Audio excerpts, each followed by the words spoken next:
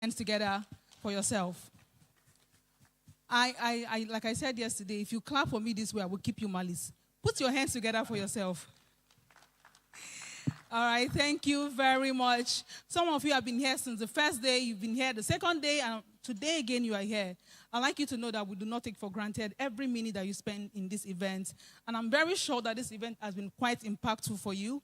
You've learned so much, and today is not going to be an exception. My name is Magdalene Ologun. I'm a professional event host and compere, and I'm so privileged to be standing here in front of you today to give you this experience of the Alimosho Exhibition and Business Summit alongside my co-host, Mr. Gabriel Ogundele. Thank you. Thank you for having me. I'm not here to talk about AI today. I'm here to do the second best thing I love to do, which is event hosting. I'm so excited to be here, and I hope you're excited to see me also doing another thing, not AI. So thank you for joining us this morning, and we are so excited to tell you that today is going to take a different turn. It's not like yesterday. Every day at this exhibition, at this summit, is different, is unique, and is specially made for you. So I want you to sit back and enjoy the rest of the summit.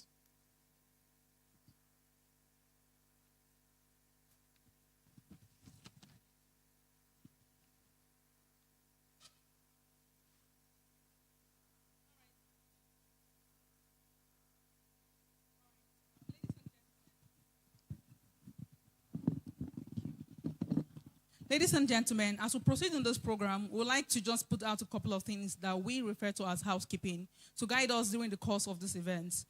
One of it is for you to please put your phone on silence, just to ensure that we don't have distractions during the course of the event, or you put your phone off completely if that works fine for you. We would also like that if you would have to step out for anything at all, please do well to do that quietly so you don't disrupt the program. It's going to be an amazing program, and we don't want anybody to miss out on anything whatsoever. Also, if you would like to make use of the restroom, this is the restroom. If you're here for the first time, that's when you go out through that door. To your left is the male restroom. To your right is the female restroom. But like I said yesterday, if you're not quite sure, once you go out, you can ask anybody, and you will be well guided. Also, because this event is the first of its kind, we want everybody to know that something huge is happening here at Alimosho, and we would like for you to please engage this program on social media, which means that we'd like you to take pictures of yourself, take pictures of the event, of the activities, of the exhibition, and you post on social media using the hashtag CAPSA 2025, hashtag Tithes 2025, hashtag CAPSA Summit. All right? Did you get that? Hashtag CAPSA Summit, hashtag Tithes 2025, hashtag CAPSA 2025.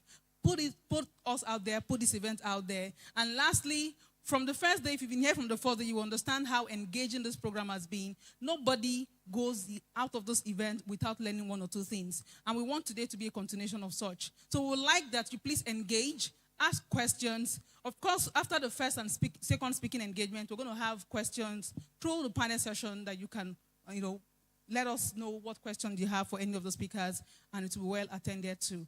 Ladies and gentlemen, I would like to once again welcome you to the Alimosho Exhibition and Business Summit. The third day of it, the third experience of it, a unique experience of it. Once again, I'd like you to please put your hands together for yourself for making it to the third day of this event. I believe you can do a lot better. Do you want us to go the energy route? Do it a lot better, please. Appreciate yourself. Celebrate yourself because you deserve to be celebrated. Thank you very much. All right, before we go further, I want us to rise and take the national anthem. Let's rise, please.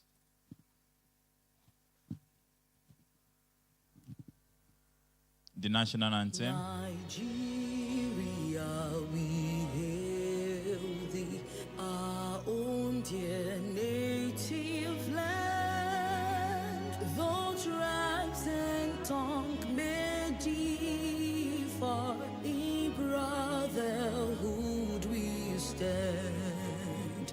Nigerians all are proud to serve our sovereign motherland. Our flag shall be a symbol that truth and justice reign in peace, oh, by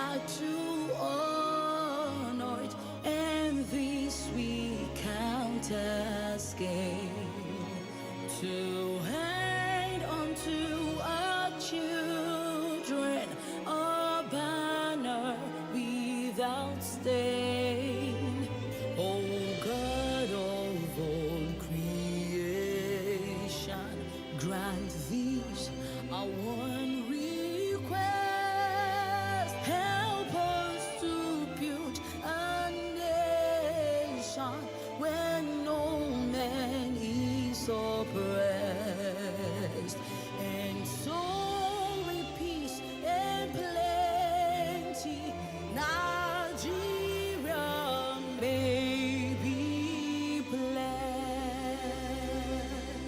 God bless the Federal Republic of Nigeria. Before you have your seats, please, I'd like us to do something very quickly. If you were here the first day, I introduced us to something and I want us to implement it again, especially for those who are coming for the first time. So I said that I attend Calvary Bible Church, and in our church, what we do is we introduce ourselves, we greet the cross, which means you greet the person in front of you, you greet the person behind you, you greet the person to your left and the person to your right. And I told us that I wanted us in this event to introduce ourselves to the cross. And I'm going to put out a couple of things that happened that day. First off, some people greeted only one side of the cross. Secondly, some people's cross were bends. Meaning, instead of front, back, left, right, they were greeting like this. I don't know what kind of cross is that. So today we're going to do it better. Right?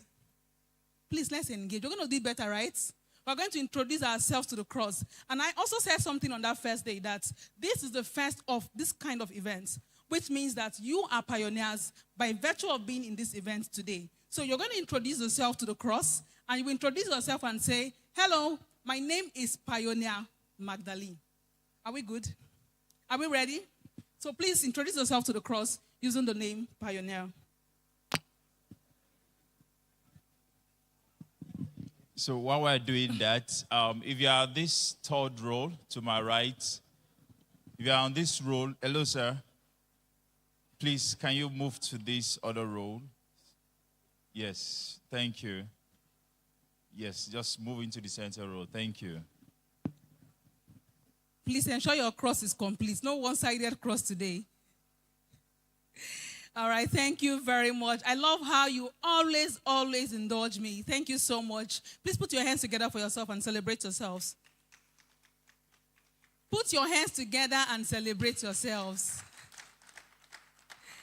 Thank you very much. So very quickly, we're going to be bringing up the first speaker on stage. And the first speaker is no other person than Mr. Wisdom Ezekiel. Can we please put our hands together for him?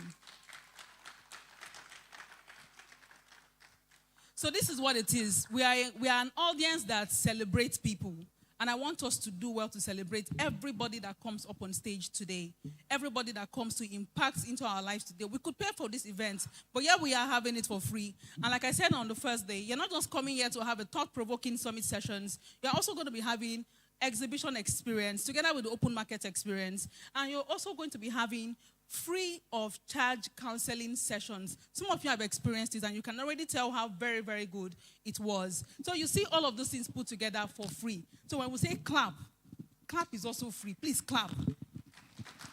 Clap for the organizers, clap for the speakers, clap for yourself, clap for everybody who's going to be coming here on stage today. Thank you very much. So like I said, our first speaker is Mr. Wisdom Ezekiel. He's an investor, an entrepreneur, a pastor, and a philanthropist. He co-founded Pertinence Group with operations across Africa, Europe, and North America, and leads Rush Towers Limited. He also pastors Calvary Bible Church, the Festac branch, and founded the 10X Africa to help multiply their growth and impact. Through the Wisdom Ezekiel Cares Foundation, he champions education, health, and empowerment for vulnerable communities. He's the best-selling author, host of the Wisdom for Wealth series with 700 plus members, and a co-host of the Wealth Summit, which has reached over 30,000 plus participants. His influence has earned him recognition globally, including the Black History Month Award in Canada, and most exemplary co-founder in Nigeria. Ladies and gentlemen, I'd like to crave your indulgence, so please be upstanding as we bring up on stage the first speaker, Mr. Wisdom Ezekiel. That is not how you clap for somebody who is about to change your perspective and change your life. Thank you so much. Thank you very much. You may be seated. All right. Good morning, everyone. I don't like your response. Good morning, everyone. Okay. we are here for a good time. Can you help me welcome somebody by yourself? Say, hello, billionaire.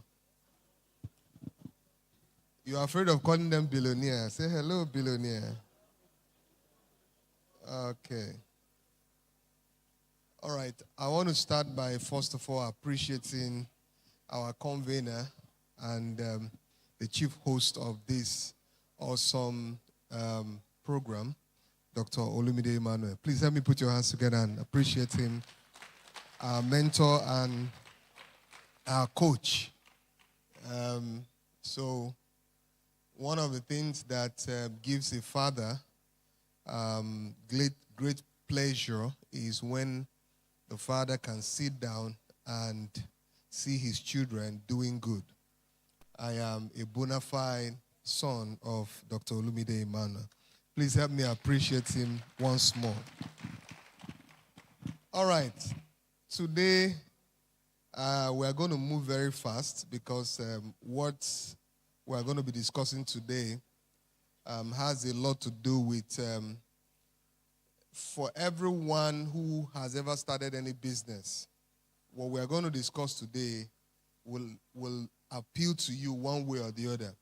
So whether you are a startup business or you are an emerging business or you are already an established business, it will affect you one way or the other. So you learn from it. So when I got this invitation to prepare this particular subject, I felt it was a very good subject to talk about.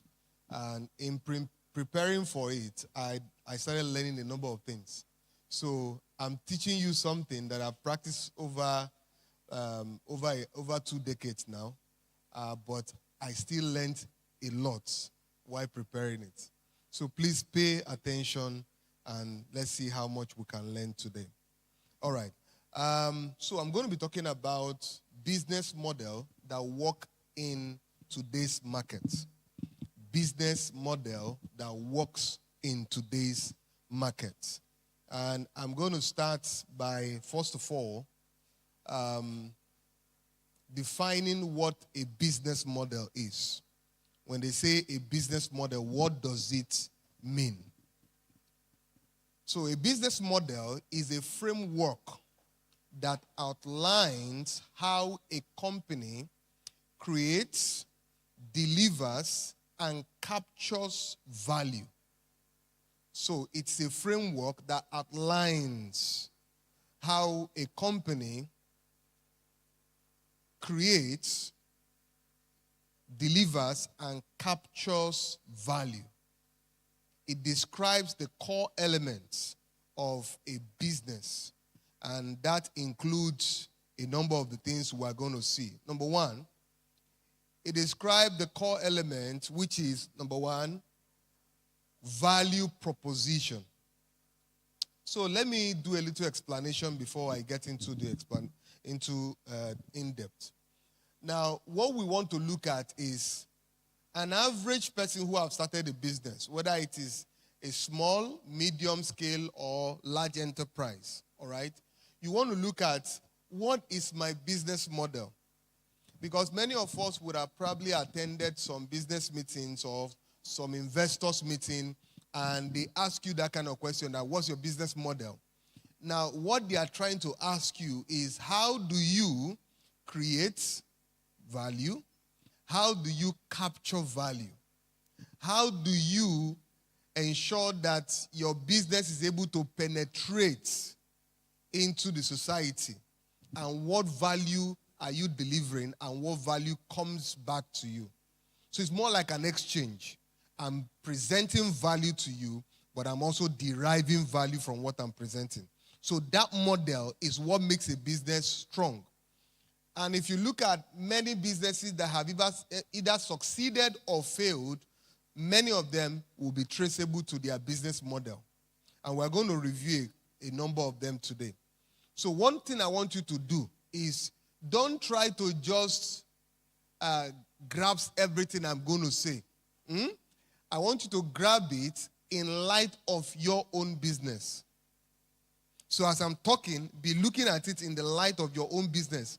That what is my own business model? We have quite a number of people exhibiting here, and maybe one of the persons who is exhibiting is a fashion designer, all right, who have designed clothes. We want to know what is the business model of the fashion designer. How has the fashion designer structured their business so that they can capture value, all right? So that's what we want to look at. So number one is that you need to look at your value proposition, the unique benefit that you offer to the public. What's that unique benefit? What's that solution that your business is bringing to the public? I think while I was waiting for the class to start, a young man was engaging me at the studio there, and he started asking me some questions that he wanted to go into a certain business, and he needed more like, what can I tell him? What counsel can I give him? And I started asking him questions to expose some things. And by the time I asked him 2-3 questions, I saw that he needed to understand the industry that he's playing in. And I did 2 recommendations to him. I said, number one, go and do enough research about your industry before you start. I'm not saying get everything, but have enough knowledge about it. Number 2, get into the industry. You can't solve a problem that you don't understand. Because if you're a medical doctor and somebody comes to you and say, I don't understand what is wrong with me, and you now say, okay, don't worry. When you can't understand what is wrong with you, let's just give you Panadol. Something will just happen. You probably will kill the person. Why? You don't understand the problem, so you can't solve the problem. So that's why doctors will take time to ask you questions, understand your problem before they administer any medication. So one of the things you need to do for your business is to really understand how is your business unique. What is that uniqueness? What is that value that you are bringing to the table? You can't just say, I'm in business. And when they say, what do you do in business? You say, I just solve every problem. Anything you bring to me, I can do it. I don't know whether you have interviewed people before and you ask them, what can you do? And they say, anything.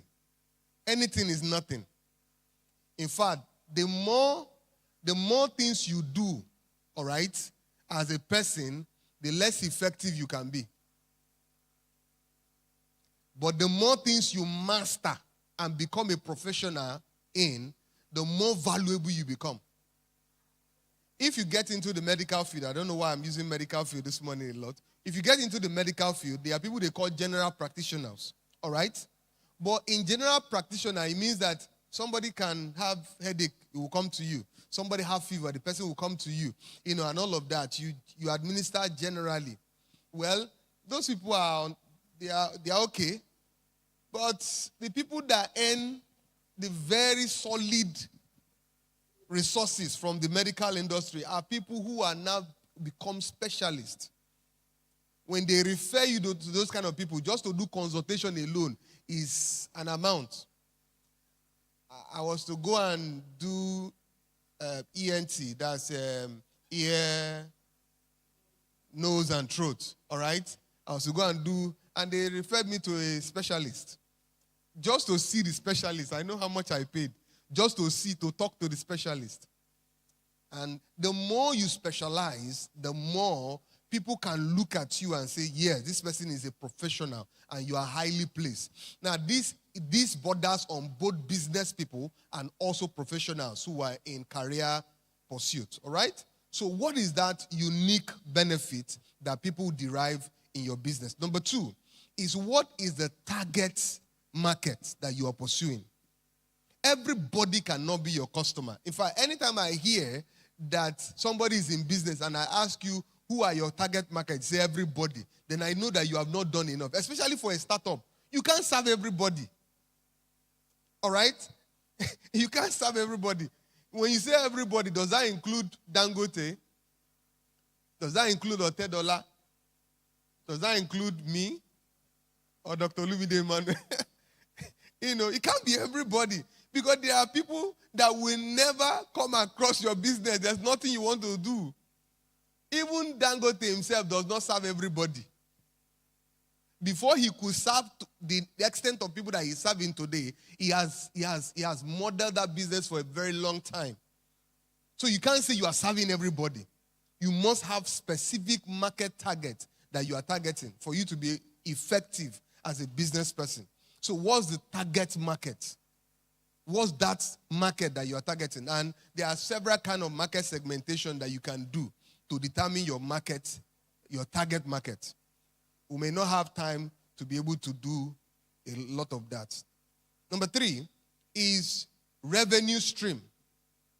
How do you plan to make money from this business?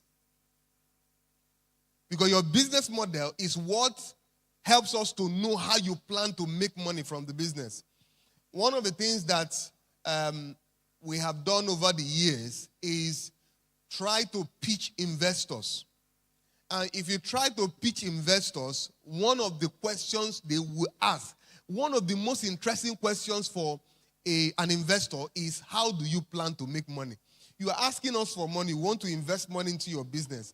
But we want to know, how do you plan to make money? Because if you are not making money, then you are probably not in business. So you want to look at, how do you plan to make money? What's the revenue stream, of that business? How will you generate income? How will those income be distributed across your value chain? Number 4, what is the cost structure?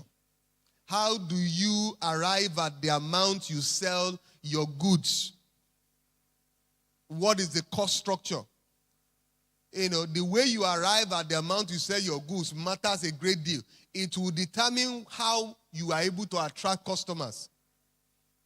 And I'll give you some examples. When you are selling to the mass market, all right, mass market may not pay you premium. All right? So there are different levels of I'll give it as a ladder. When you come to the market, the ladder, the higher you climb, the smaller it becomes.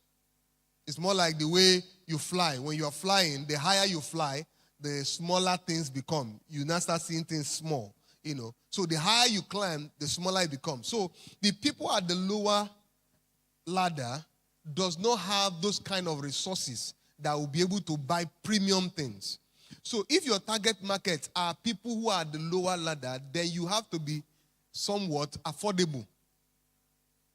But if you now want to grow big as an organization, then you now need to go mass. That's why they call it mass market.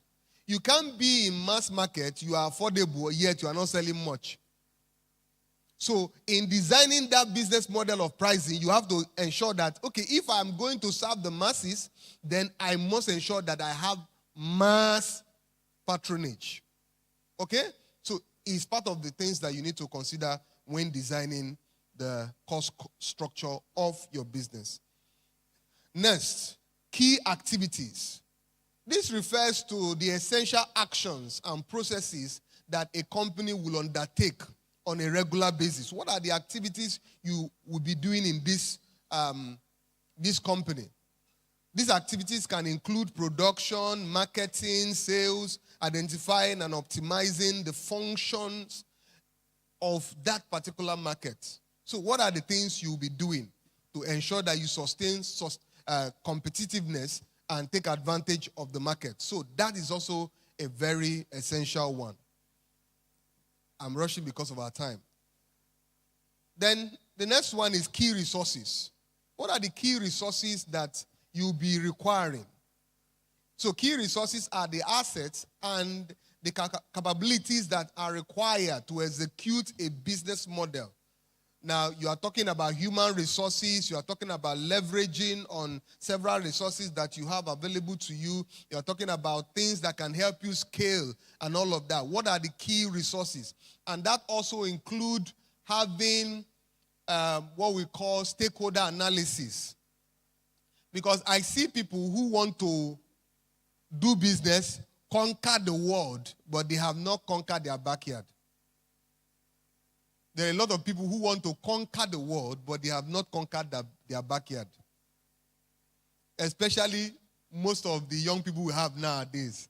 Because of the advent of social media, internet, and all of that, they see a lot of things. So when they are designing business plan, they are not even designing for Nigeria.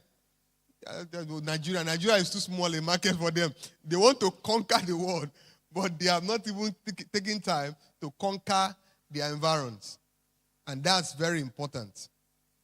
Then the last one is key partnership that you intend to get. Now, what are the key partnership? And these are strategic partnership that you will get involved in, collaborations and somewhat business relationship. I've come to realize that many of us who claim to be in business, we focus more on products and the services. We don't focus on the relationship that are surrounding the product and services. There are things you can get away with if you have relationship. There are things that can get better if you have a leverage. Somebody wants to start a real estate company, but you don't have the resources to start. Or you even have little resources. Rather than starting small, you can leverage on existing real estate companies to start somewhat big. And you look big in the eyes of the public, but you and I know that you are small, but you look big in the eyes of the public because of leveraging. So having said that, let's look at the importance of a well-defined business model. Number one, it gives clarity, purpose for your business. It makes that business very clear. You are not confused about what you want to deliver. You are not confused about it. Let me tell you something. The more you work and rework your business model, the better your chances of having a great business outcome. Pertinence Group has been in business now for, this is our 14th year, going to 14 years.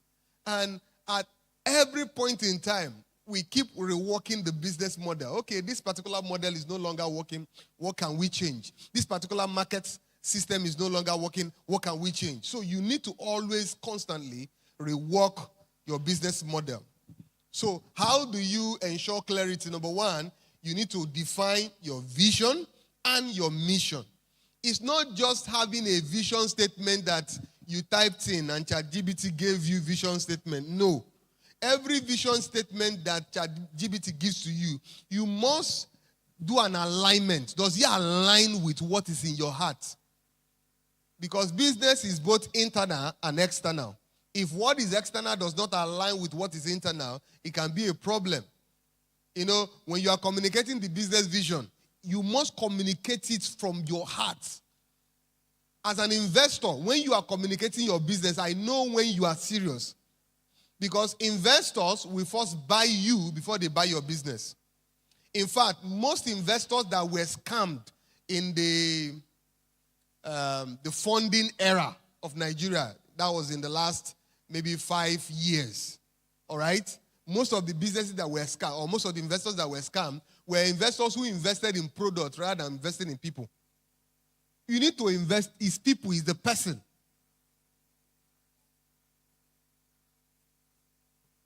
How will a vehicle not have an accident? Many factors will contribute to that. But imagine a vehicle, fine BMW, 2025 model, with all kinds of functions, but being driven by a drunkard. It is bound to have an accident. How many of you will be traveling and you get to the park, and while you are about taking a bus, you saw a particular man who was drinking. He already had like 6 bottles in front of him. He was on the 7th bottle. All right? And he's there drinking. And you were already seated inside the bus. And all of a sudden, you saw the person dangling. And the person enters the bus. Brand new bus. AC. Everything well fitted. And they say, don't worry about the driver. He has been driving for 35 years. But he's drunk. But don't worry. In fact, when he's drunk, he drives best. How many of you enter that vehicle? You will not enter. Why? The person involved is not the kind of person. So your vision has to be something that comes from you. So that when you are presenting it to investors, you are presenting it with all boldness and confidence. If they wake you up in the morning, you can talk about the vision. Not that we wake you up, you say, where's ChatGPT? Let him come and remind me of what he wrote in that vision. I don't even understand. So your vision, your mission, what is that? Then identifying opportunities and challenges. There are many of us who have several opportunities around our business that we have not dived into. We have not taken advantage of the opportunities, and we don't even evaluate any challenge. Especially Christians. Say, what is the challenge? How have you been able to look at all the challenges that this business will bring? Say, no, God is in control. And they will use things like it is well. And they will cover everything. There's challenges, so there are challenges. I remember a particular business we wanted to do, and we did a lot of research. Even with all the research, we still ran into trouble. Imagine we didn't do research at all. So ensure that you are a very resourceful person when it comes to researching. Then develop strategies for the growth and profitability of the business. So it helps you to develop, strategies for the growth of the business, helps you to make informed decisions about investments and resource allocation and all of that. So let's quickly examine some business models that exist in the world. And I'm using companies that are well established all over the world. Number one is Walmart. What is the business model of Walmart? Now, whatever I'm going to tell you is just like a summary. You can go and do your in-depth research about Walmart or whatever company you want to do their business model. You go and look at it. And let me also give you an advice. Every time you are going to design a business model for your business, look for similar businesses in your field or in your industry and do comparative analysis. Then that can help you coin out something that will be unique. You get what I'm talking about? So don't just go and say, I want to go into grocery business. You have never understudied Walmart. How will you understand the kind of business model that can work? Because these ones are already working models that you can adapt, refine, and deploy into your own business. So let's look at Walmart. Number one is that Walmart has low pricing as one of their major model. So what they say is, look, come into Walmart, you will buy things at low prices. So you want to look into your own business. What is that thing that you can assure customers that when you deal with me, this is the value you will get? Number two, Walmart boasts of excellent service. If you have ever read The Walmart Way by, I think it was written on his behalf, that's the founder of Walmart, which is Sam Walton. Sam Walton.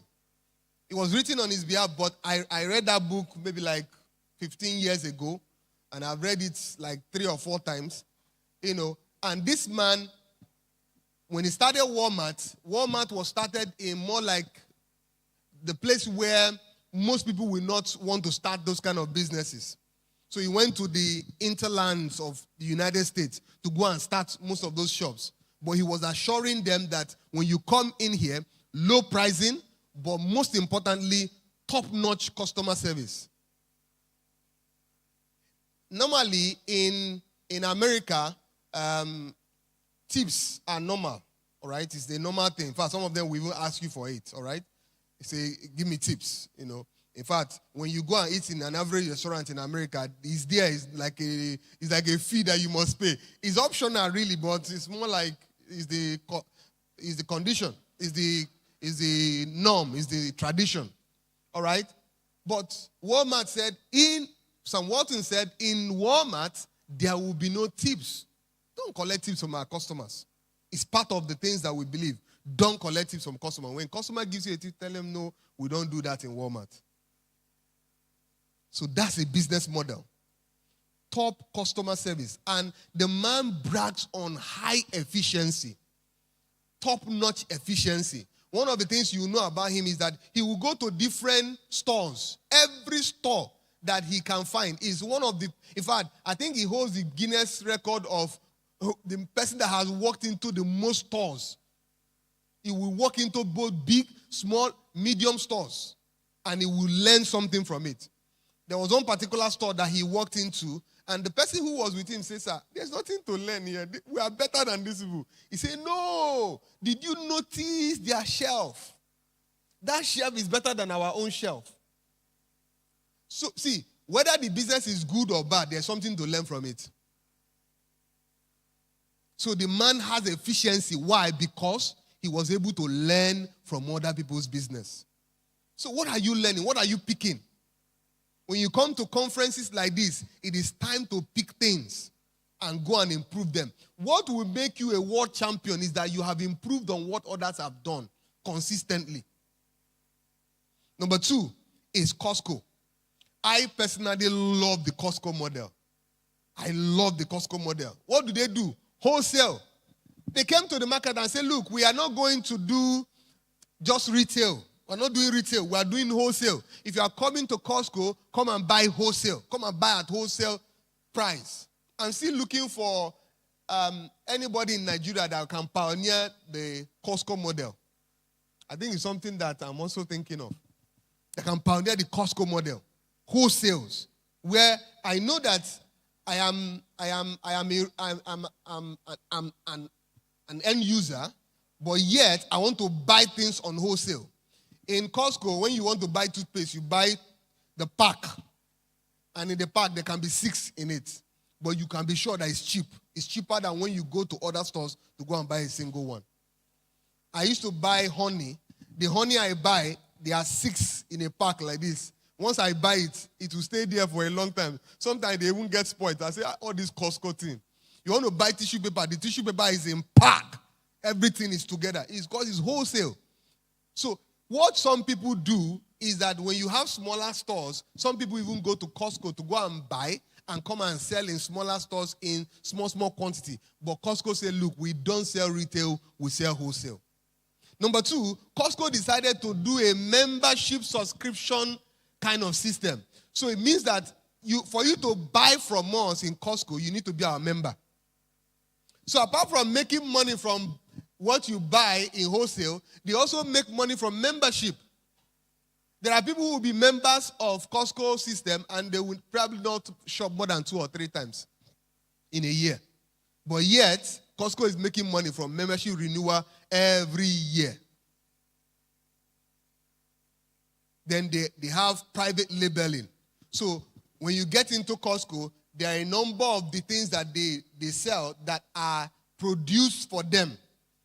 So they can get to a company and say, you know, this company wants to produce, but everything you are producing is for Costco. Brand it for Costco. And they have it. It's part of their model. So because of that, they enjoy high turnover. I have never seen any Costco in all the places I've ever lived that you get to and you don't see people. Before I still came back on this my trip, I went 9 a.m. in the morning.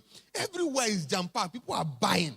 What are you people buying? I was telling my wife, I said, what are they buying? She said, you too, what are you buying? What did you come to buy?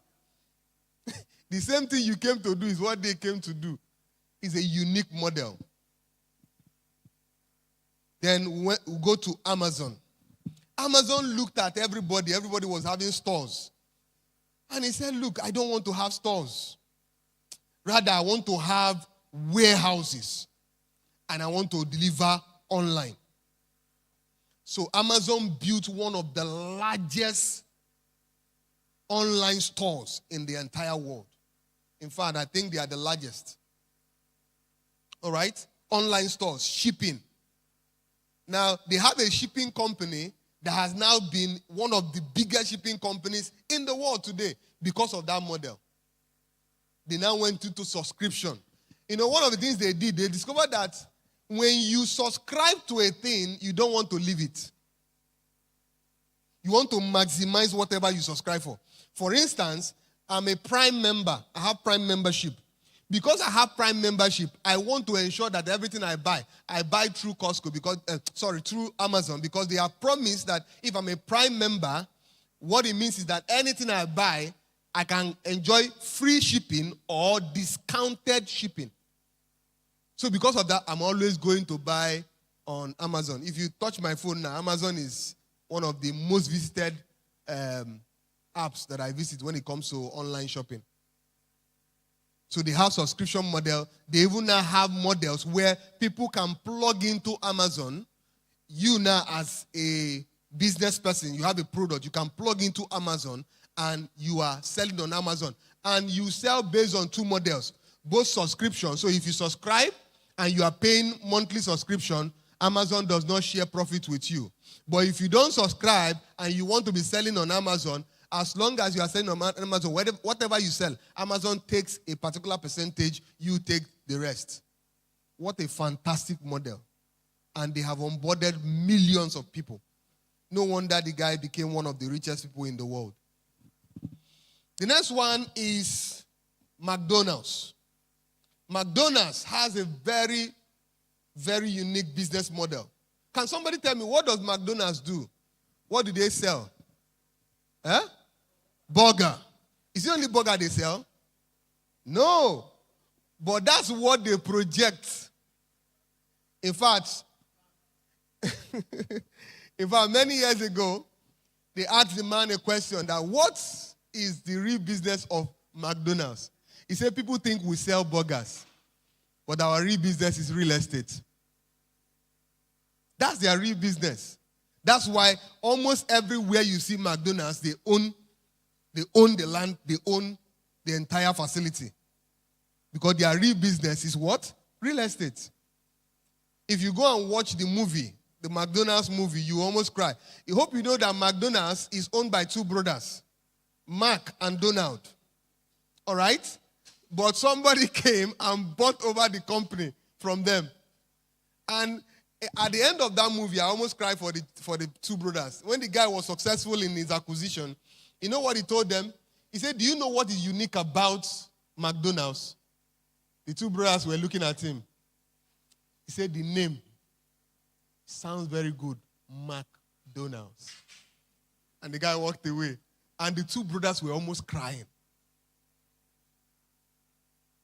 Hope you know that Gucci is a family name. And as we speak, no member of the Gucci family owns a single shares in Gucci.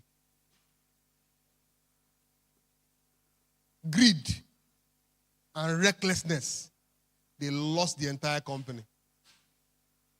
By the time the thing entered the second generation, they were done. It didn't get to the third generation.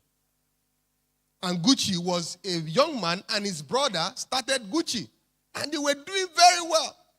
But that's why you are raising businesses. Please be raising children too. If you intend to hand over those businesses to them. Or else, may they not use your business to do gamble. So McDonald's, they do franchise. So franchising.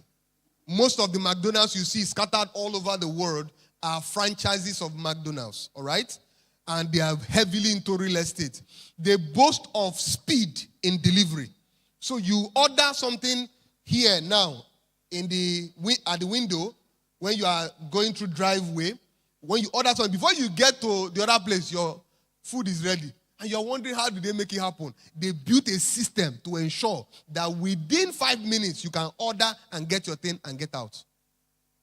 That's why speed. You want to eat fast breakfast, get to McDonald's. It's just that what you'll be eating will also be very fast in your system. The next one, then they also boast of affordability. That's their business model. Then the next one is Shopify. Shopify is an e-commerce platform that gives people opportunity to come together. Say, come, you have a product, come and put it on Shopify.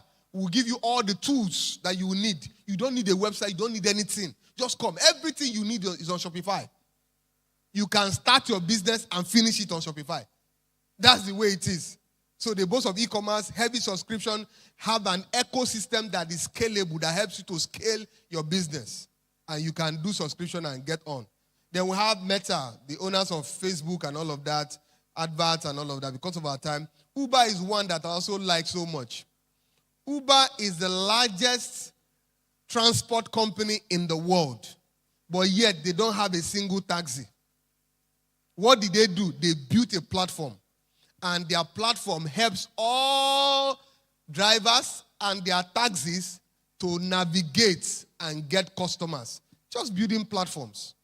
So you need to look at your business model and see whether, am I even cut out to do this business? Am I not cut out to just build platform for people who are in the business? Then you look at Netflix, it's also a platform. Then let me go to Pertinence, which is a real estate company. One of the things we started with, the first business model we designed was affordability. There are many people who want to buy into real estate, but they can't afford it. So we created our own real estate to be affordable. Not just affordable, we made it accessible, such that you can buy the real estate company, you are buying properties cheap, but yet you are also leveraging on the long-term payment plan that makes it very easy for you. So I remember those days when I go to embassies to go and maybe apply for visa, and they say they need statement of account. When I carry statement of account like this, it can be embarrassing. There was one, I was in the UK embassy, UK submission center to submit. I carried 2 envelopes, big envelope. What is there? Is statement of account. The guy asked me, he said, what is there? I said, statement of account. He said, no, I don't need everything. Just give me the top, the middle, and the last copy. I said, no, this is, he said, no, it's too big. Why? Because of the model we designed, every month people pay 10,000. Those days, 10,000. Every end of the month, we have thousands of people paying 10,000. You need to go and rethink your business model. If what you are doing now is not working, there is something faulty about your business model. You need to retweak it. So we also are into wealth creation. We tell people that we are an enterprise development and people empowerment company. So our business is not even real estate. Our business is empowering people. So we have gone from real estate to fintech to a lot of the things we are doing now, and it's all in the bid to empower people. And over the years, we have had a lot of people empowered through our system. Then let me talk about our latest baby, which is called Genius by PettySave. So we have a bank, a microfinance bank, and we have decided to build this particular application to help people solve one particular problem we have been able to solve in our own organization. So while we started up as a business, we discovered that people will encourage you to save as an individual. Say, but if you are not saving, you are not saving. Please start saving. You hear that a lot. But how many people tell you to save as a business? Not many people. But your business is an entity. So your business needs to save. So let me start by sharing some testimony. The bank, the money we use to get the license of the bank, the tier that we are requires 200 million minimum capital to be able to get. The money was savings. First of all, it was supposed to be 50 million. Before we knew it, Central Bank said, no, where we are is supposed to be 200 million. That we should give them the remaining 150 million within maybe 2 weeks. And we just looked at our savings. So yeah, liquidate this, liquidate that, so yeah, put it there, and we are done. Savings as a business can help you. There's a particular hotel we have now in somewhere in Ayeteju towards Ibejuleki. That hotel was bought with savings. We were just saving money. What we did was to make it automated. We told the bank every day, remove so and so amount from our account and put it into this account for us. As they were doing it, we were looking out for opportunities. That was what we did to be able to buy that hotel. So the business model for this particular application we are building is to help individuals and most especially corporate organizations to save money. So we call it transactional saving. As you are transacting through our model, you are saving. So we have also built a marketplace where while you are selling using our marketplace, so you can go and list your product on our marketplace. Our guys are here. If you see anybody wearing the Genius t-shirt, you can meet them. Now, while you are listing your product on the marketplace, people are transacting with you. you would have set a particular percentage that will be deducted from that transaction. So that transaction, you don't even need to stress. It is being deducted from where? Transactions. And you are saving. You will be shocked at how much you can save as a business. I run a particular business, and that business is struggling. But recently, the manager was telling me, he said, sir, we have some money in savings. So I said, that's true. Because I did mandatory. I told them, you must save every month. And they were saving every month. The money we have now, there's an asset they want to acquire. That's the money they want to use to acquire those assets. This is what we call business model. Everybody is doing lending. Everybody is doing a lot of things. We decided to say, how can we help businesses save and access some little capital, revolving credits? There's a difference between loan, that's the normal traditional loan, and revolving credit. Revolving credit is if you borrow money and you pay it within that cycle of time, maybe it's 30 days cycle, you don't pay interest. And that's part of the feature we have on that application. But this is a business model that is unique in today's world. And that's why we are unique. I thought somebody wanted to clap for us.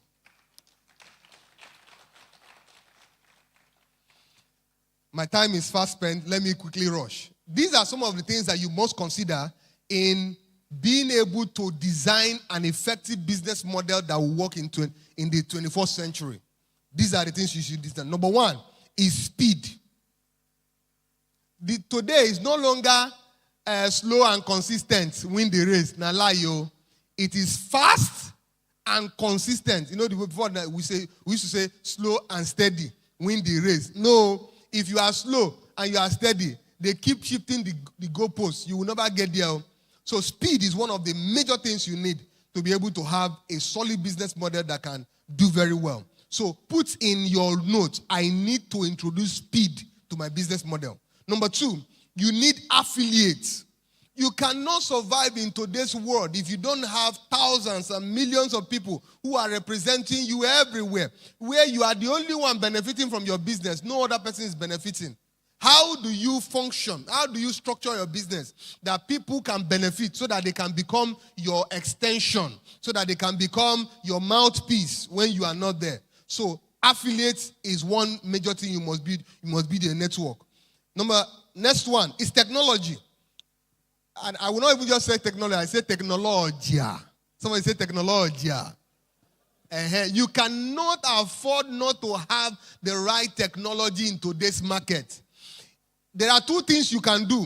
It's either you leverage on an existing technology to power your business, or you build your own technology. And today we have quite a number of technology that is available that you can leverage on to build your business. Don't tell me we are getting there. You are not in any tech platform, then you are joking. People live, people sleep, wake up, die, resurrect on their phone. So any business you are doing that people cannot access on their phone, you are joking. In today's world, you are joking. The next one is platforms. So I recommend you can build a platform. If you can't afford to build a platform, leverage on an existing platform. The next one is automation. You have to ensure that your business is automated. I am in South Africa. You are in Nigeria. How do we do business if there's no automation? You are not there, you are sleeping. If your business is not functional while you are asleep, then you will not make money while you are sleeping. And wealthy people are people who make money while they are sleeping. A wealthy person said that if you need to be awake to make money, then you will never be able to sleep all the rest of your life. To make the kind of money you need to make. So you need to automate your system in such a way that when you are asleep, that business is functional. The next one, subscription, is a very powerful tool that you can use to ensure that you have your business working 24/7. Can you design a subscription base that people can leverage on your business? I'm rushing it, so I don't have time to explain. Let me just mention them. The next one is funding. How are you positioning your business for funding? That's a whole long explanation on its own. Then, is your business customer-centric? Can you boast of having excellent customer service in your business. Then your business must be mobile. People must carry your business on their pockets. So everywhere people go, your business is in their pocket. Some of you are sitting down today, you are carrying my business on your pocket. That's the way it should be. People should carry your business in their pockets. The media, you can't go wrong with media. In today's age, you are not doing media, you are going wrong. Then your business must go viral. Look at a model that you can put in place that can help your business go viral. Then don't joke with database. You joke with database, you are destroying your business. Even church, Dr. Olumide Emmanuel will say, hey, don't make the mistake we made when we were starting ministry. You capture data and ensure that you put it together. If church is capturing data, analyzing data, and using data to make decisions, imagine you as a business, you are not capturing any data. As you are here, any customer that comes to buy from you, you are supposed to take their phone number, take their email address, take whatever you can get. Why? For constant purchase, so that you can analyze the data and be able to reach the business. In conclusion, build a sustainable business model that creates real value today in today's market. So adapt all the things that we have talked about and you will have a very successful business. We could have done more, but for the brevity of time that we have. Thank you very much for listening to me. I appreciate you. Before I go, let me quickly just introduce some of our books that is available today. This one is The Pertinence Way, our partnership story. If you want to learn about the Pertinence business model, it is here. You can learn all about the Pertinence business model. It is written here. This one is called The Real Money of Lagos, How We Made Money in Lagos. All right? Many people are in this book. Dr. Olumide Emmanuel is in this book in a way. Many of us, all the things that they have contributed, we have put it together in a book, how we used all those things to make money in Lagos. This is one of it. Then this is my newest book. It's called How to Have a Happy New Year. Pastor Olumide will say, the fact that you said Happy New Year does not mean that the year will be happy. So how do you have a Happy New Year? So I decided to write a book about it. And this here, I outline many of the things I do between November and January to ensure that my year is very effective. I documented them in this book. You want to get a copy because the new year is about to emerge and you want to be well positioned. Thank you very much. God bless you.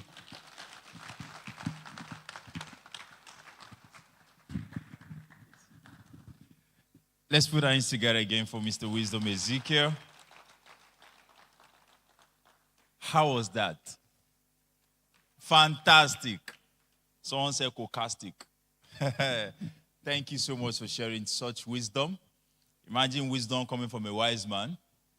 You don't expect anything less than wisdom. In fact, he gave us rare wisdom wisdom that we can only get in places like this. In places like this. So right now, going on as fast as we can, we want to invite some of our premium exhibitors to come tell us about their business. So business adverts for exhibitors. The first exhibitors I'm calling is the Ife Sapat Concept. Let's put our hands together for them as they come share what the business is about and the value their business is offering. Put your hands together.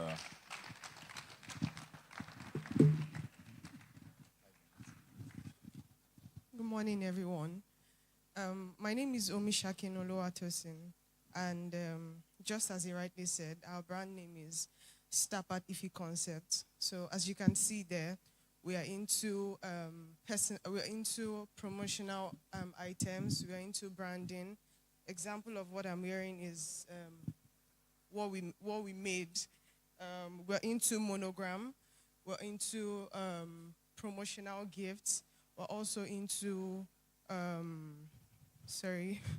we're also into office equipment, and we have a sister company in Stapat Ife Concept, and it's called Tote Bag by Stapat. And as you can see over there, we have various types of bags. We have the cabin bag, we have medium, we have large, and we have mini, just as I'm carrying. And we also have a bag called duffel bag, very durable, and it's very amazing for travelers. You like to travel, our bag is very much available for you. We have leather, we have a lower price, you know. Expensive is relative, so we have a particular price for people that can, you know, sorry. I'm sure you get what I'm talking about. And also, our products and services, just like I said, we're also into lunch boxes, school bags, side bags. We're also into, we've had clients, reputable clients come partner with us. We've worked with FCMB, we've worked with Etisalat, we've worked with Nestle, we've worked with a lot of brands, and we hope that you come along and patronize us now and even beyond. Thank you. Thank you. Let's put our hands together for her. She did a good job, right? Yeah. Please, after now, can you go to their stand and see their products, see the brands, and patronize them? Are we going to do that? All right. So after the second speaker, we'll be having a panel session where you can ask them questions, just as we've been doing since Wednesday. So if you have questions, please write them down. And if you want to ask in person, we'll have that opportunity for limited persons. But please, I will encourage you to have it written down, so we'll read it to them during the panel session. So secondly, I want us to welcome one of our premium exhibitors, the male Beddings. Let's put our hands together for them as they come. Let's put our hands together for them, shall we? The more you clap, the faster they come.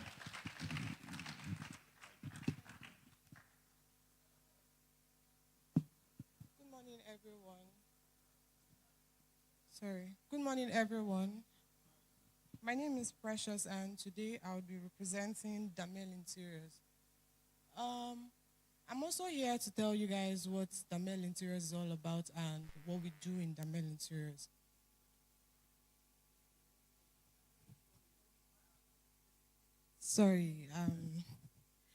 I'm here to tell you guys of Damel Interiors and what we do in Damel Interiors. In Damel Interiors, we don't just deliver beautiful homes, we deliver functionality, comfort, and a home or a space that feels just like you, because at the end of the day, that's what interior design is all about. It needs to feel like you, it needs to feel right. Our stand is by my right, the very first stand by your entrance while you just walk in. And, sorry. I'm so sorry, I'm a bit tense, and I hope you guys get what I'm talking about.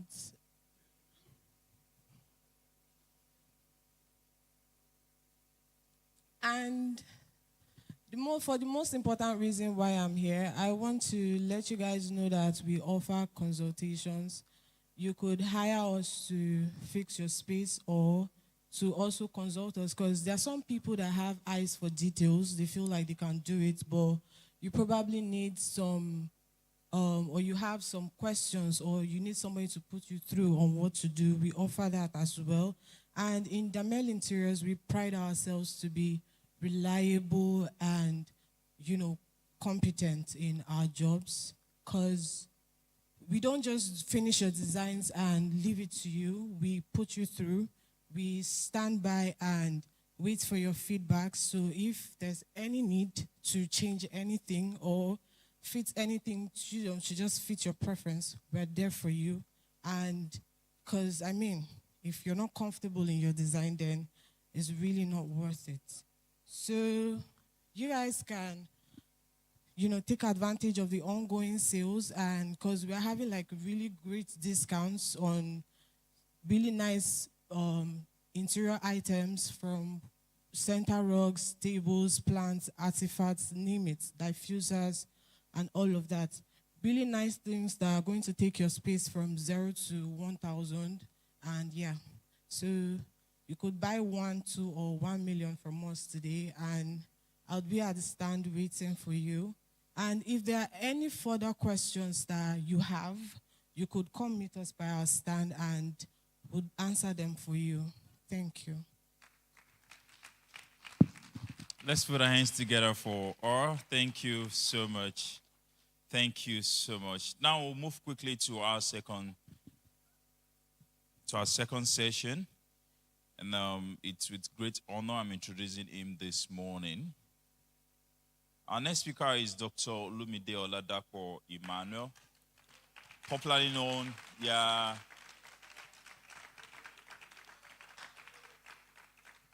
popularly known as the Common Sense Guru. He is one of the world leading relationship experts, motivational speaker, and wealth creation agent with over 30 years of transforming lives and transforming destinies. As a Harvard-trained leader with an executive MBA, he's also a best-selling author with over 65 books to his name. He's a media personality, the global president of the Billionaires Conclave, and the CEO of the Common Sense Group. His influence spans religion, business, and the marketplace. And this is for sure. No one encounters him and remain the same. With great honor, with great pleasure, with a standing ovation, let's make welcome Dr. Olumide Emmanuel.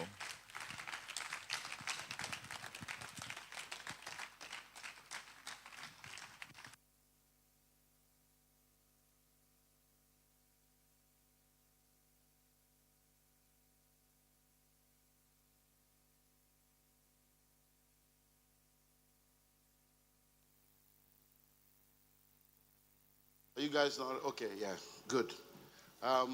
So much to offload. We don't have too much time, so I'm going to rush because I'm actually supposed to be leaving by 12 for another meeting. I have like 3 meetings today, but let's see how far we can go. I think I can push till 12:30. Okay. So let's celebrate Pastor Wisdom for that session.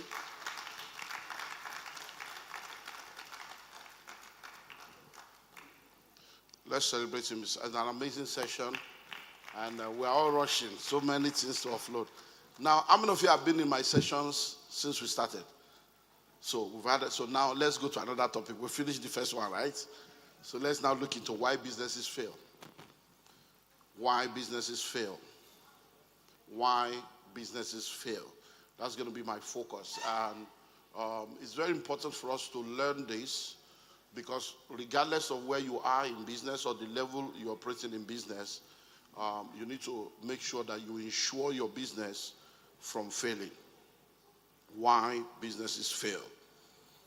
Now, we have heard these statistics over and over again, and many times I keep asking myself, is it really true? Is this still true? Has it changed? And we hear over and over again that over 80% of businesses fail within the first 5 years. Over 80% of businesses fail within the first 5 years. It is now said that over 80% of those businesses that have survived the first 5 years also fail. So it means that by the time you see a businessman or a businesswoman that says that I've been in business for 10 years, I've been in business for 15 years, there are things they have gone through, there are things that they know that many people have not gone through and many people don't know. Man of God. So let's appreciate Reverend Chris Okafor. So it means that there are many things they have gone through. So that's one of the reasons why we need mentorship. When someone has gone through what you have not gone through, you need to sit down and learn from them because there are things you will not learn in a book. I'm telling you, you can go to all the business schools in the world, you can go for all the seminars in the world, you can read all the books in the world. Even business plan don't go according to plan. There are things that it is when you enter market that the market will school you. That's where life will teach you. So that's why you need. So let's run through few of the reasons why businesses fail. Number one, a lot of businesses fail because of a lack of a strong vision and purpose. Lack of strong vision and purpose. Lack of strong vision and purpose. When you study people in this part of the world, majority of them go into business for survival reasons. A lot of people go into business for what? For survival reasons. What will I eat? What will I drink? How will I take care of my family? And a survival mindset cannot build a transgenerational business. So when you go into business because you just want to survive so that you can have money to take care of yourself, it therefore means that any little trouble, any little challenge, I can't come and kill myself.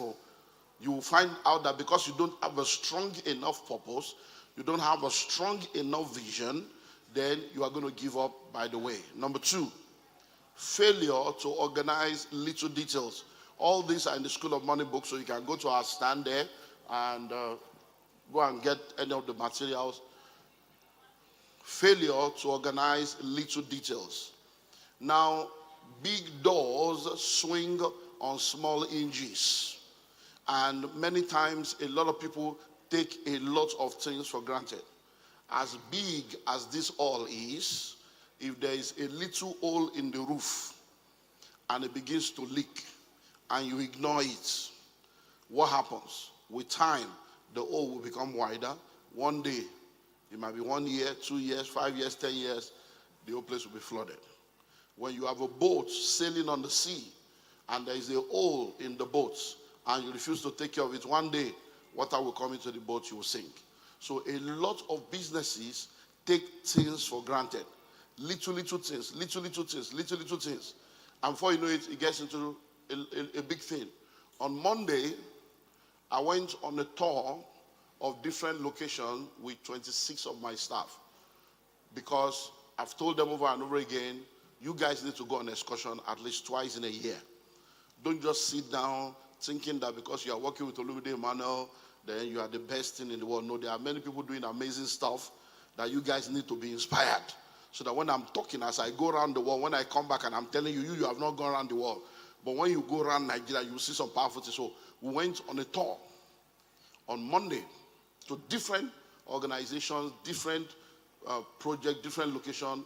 And one of the locations we went to is a resort owned by one of my guys. And this resort is top-notch. Now, I knew that it was big. I knew they were doing a lot of stuff. But what I did not know was the fact that it was not actually an open resort. I didn't know. Because when I told him we were coming, he said, when are you coming? I'm like, I'm just coming for a question anytime. He said, no, let me know when you are coming. So I told him when I was coming. Then he said, how many people are coming with you? I'm like, it's not I'm just coming. I don't want any paparazzi. Just come in, look at it. So I told him like 20-something people. Then on the day of the meeting, he now sent me a message. Where are you now? I said, I said, oh, but I'm on the road. It's 7 a.m. We have just left. I said, I told you I'll be there around 12. It's okay. So when it was around 9, so are you around? I said, I've gone to 2 places already. You are number 4 on my list. So I was like, okay. So when I now finally got there, because they kept telling us, so we got there. When I got there, he now told me, he said, sir, when he took on that, he now said, the reason why I kept asking is because there is no way they will allow you to enter if I'm not here. He said, because this is a subscription model. And he started mentioning, he said, the governor is a member, Dangote is a member, Otedola is a member, Dantata is a, he was mentioned, he said, so nobody can enter here if you are not a member. So the only way you can enter this place is if you are a member or a member brings you. No, don't forget what I'm talking about, little details.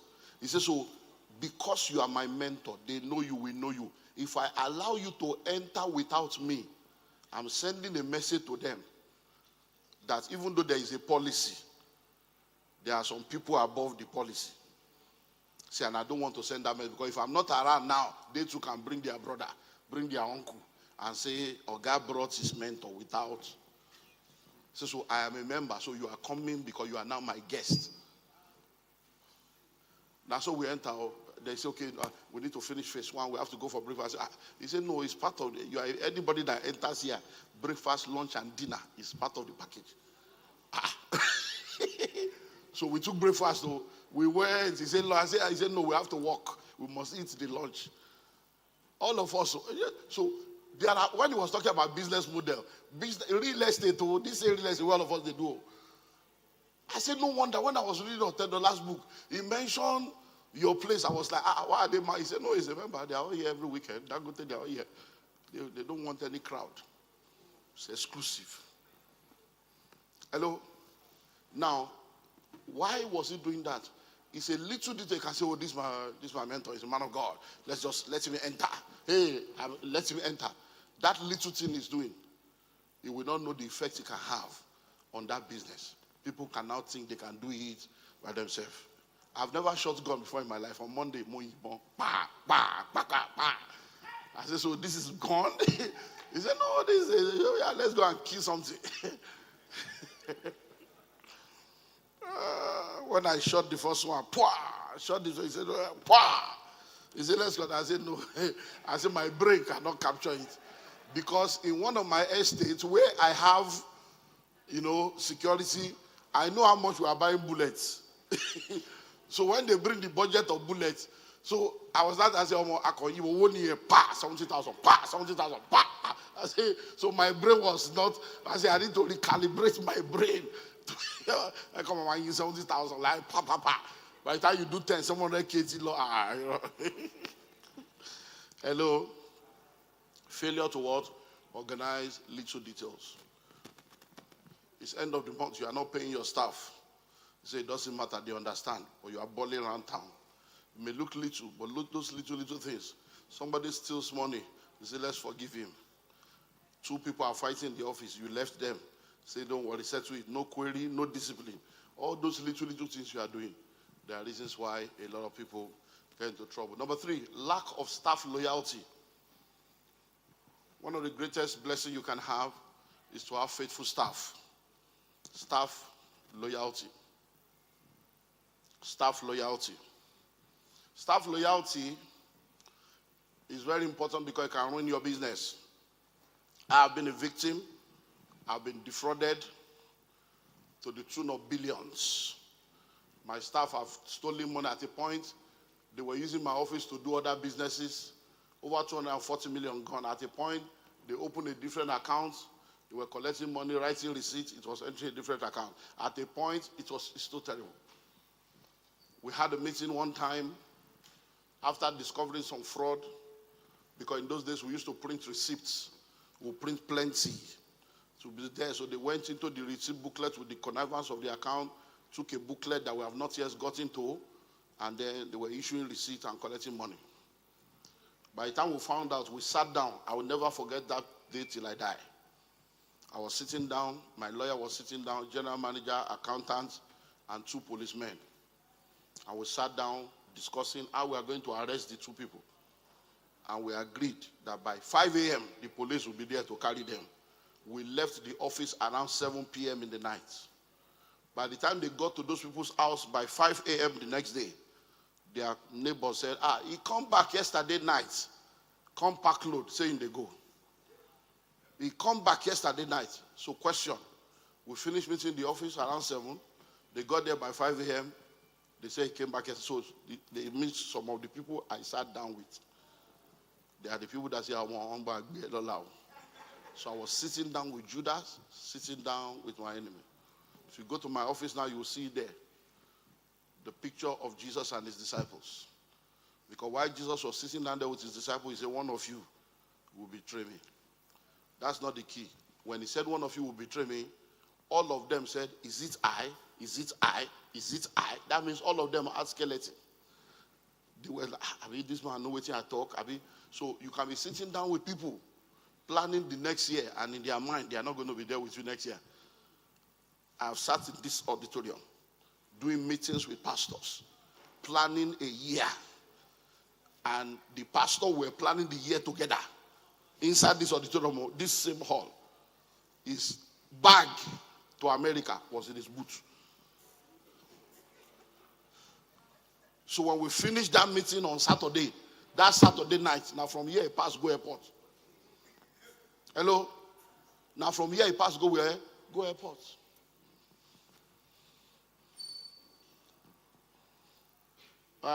My friend here, Reverend Chris, let me use this. So he's going to, he'll be back now. So now I consult for him. He has an hotel. So he brought me to consult for him. Guess what? The manager of the hotel, they have 3 suites. You know, suites. 3. The manager of the hotel, with her husband and 2 children, they left their own house and relocated into the suite in the hotel. And that's where they were eating. All the whole family, they were eating from there. She changed the hotel. They put family picture inside. Then turned onto their house. And he was not aware for over a year. Over 100 million stolen. And guess what? They were pastors in the ministry. Hello? So once they are cooking downstairs, Afang, bring 1 pot upstairs. They are cooking right, they were just enjoying it. They left the house that, I'm telling you, staff. So when you have a good staff, take care of them. Do what? Take care of them. Number 4, misplacement. Misplacement.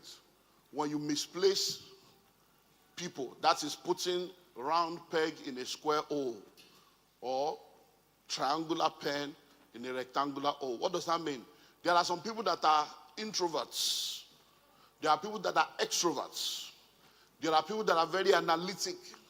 There are people that are very disorganized. And that's why, have you ever met accountants before? They have attention to detail.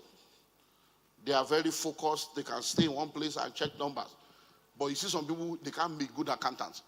Because while they are doing calculation, they are talking, they are on the phone, they will be making mistakes, joining numbers together. So, if you want your business to succeed, be sure that the people and your team, you are putting the right person in the right place. If you misplace people and put people in the wrong position, there will be trouble. Number 5, lack of apprenticeship. There are a lot of ships that can help you to sail through life. There are a lot of ships that can help you to sail through life.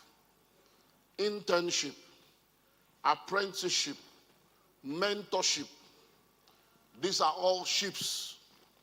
And if you look at it from the spiritual, worship, discipleship, fellowship.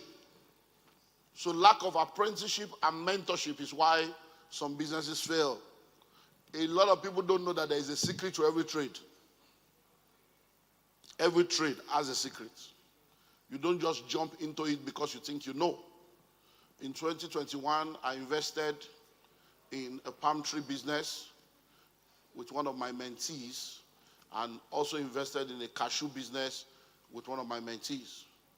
They were my mentees. But in 2020, during COVID, I learned a lot through the lockdown. I made so much money, but I realized that majority of the people that were allowed to move around were called essential services.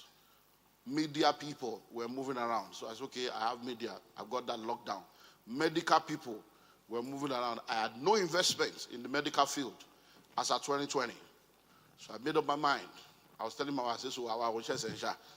We are not essential. With all these things we are imparting, like, they didn't consider church to be essential service. So all our anointing, they lock us down. Say, okay, I need to. So what did I do?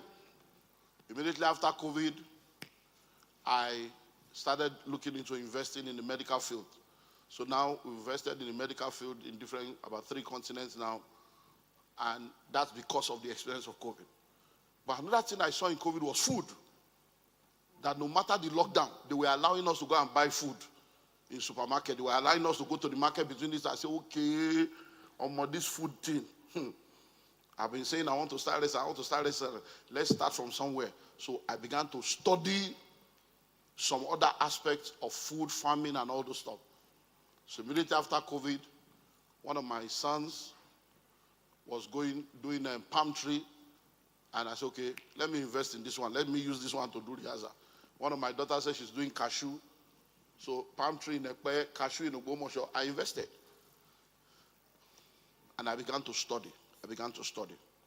Right now, just 2 days ago, we have started a pre-launch on 2,000 hectares of palm tree farm.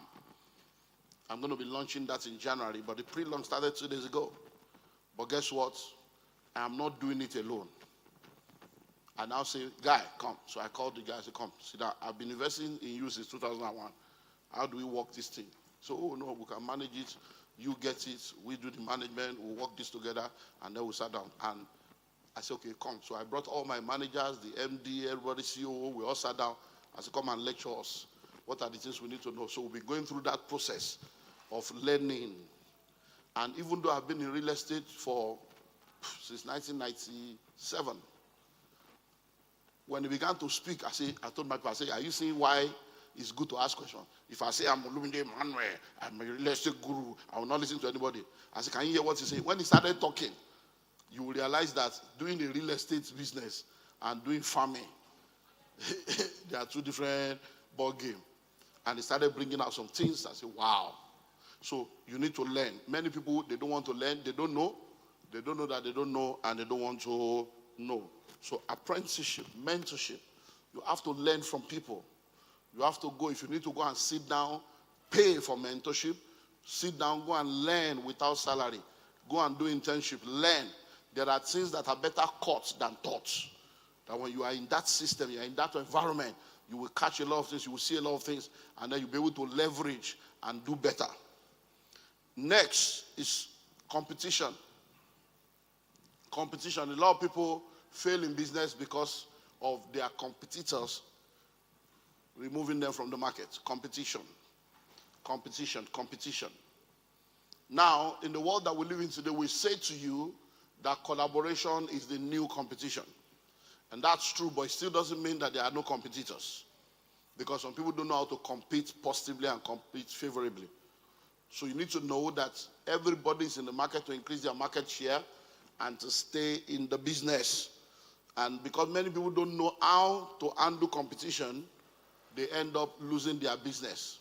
So one of the things I would advise you to do is to understand that there is a principle called the copycat principle. The copycat principle states that whatever you do, whatever you pioneer, whatever you initiate, within 6 months, others will come and do the same. And the reason for that is because there are people that have money without idea. So they're always looking for ideas to steal, ideas to copy. So one of the ways to be ahead is for anything you want to do, you need to be 3 to 5 steps ahead. Like we learned during the business model, what will be your own USP. So what you need to do is, whatever you want to do, you have 1, 2, 3, 4, 5 steps of what you want to do. And once you start, you know that 6 months later, a lot of people will be doing what you are doing. They will copy you. The next thing you need to do is, as you are starting, once you see that a lot of people are already doing what you are doing, release the next level. Before they catch up with the next level, release the next level. By the time you are 2, 3 steps ahead, and they try to catch up, and it's difficult for them to catch up, they will submit to you as a leader. Do you understand? So what many people don't do is that they don't grow fast. They don't innovate fast. They don't think far. And because of that, you are still trying to think of what next you will do, and the other person has done what you are doing. Because every time people copy you, they have their uniqueness that you don't have. So they copy you and add what they have to your copy, and they become better than you. So if you don't move fast and you are busy trying to fight them, you will lose the battle. Next, lack of order. Lack of order. A lot of people live a life of disorder. There are different ways to be able to establish order. Different ways to establish order. So if we look at order in the family, for instance, there is an order. If we look at order in life, there is an order. So let's say, for instance, you want to look at order in life, and it's okay, it's God first. After God is your family. After family is ministry or business. So you look at it in that order. When you mix up that order and you put something else above the one that is supposed to be on top, there will be trouble. When you are spending money, there is an order that forms the policy of your expenditure. Oh, any money that comes in, I'll do this first, I'll do this next, I'll do this next.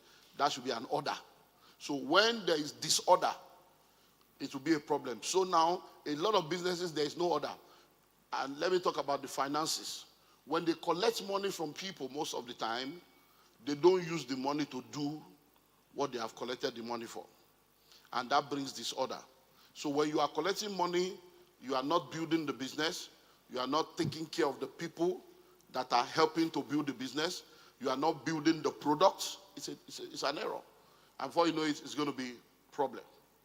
I was watching a little clip from a guy that was trying to advise another guy, and he was sharing on how he went into 800 million debt and how he came out of debt, and he was advising somebody else that is in debt. Say, look, I don't know you, but I've admired you from afar, and I've realized that you are in trouble now. People are advising you to run away. He said, please don't run away.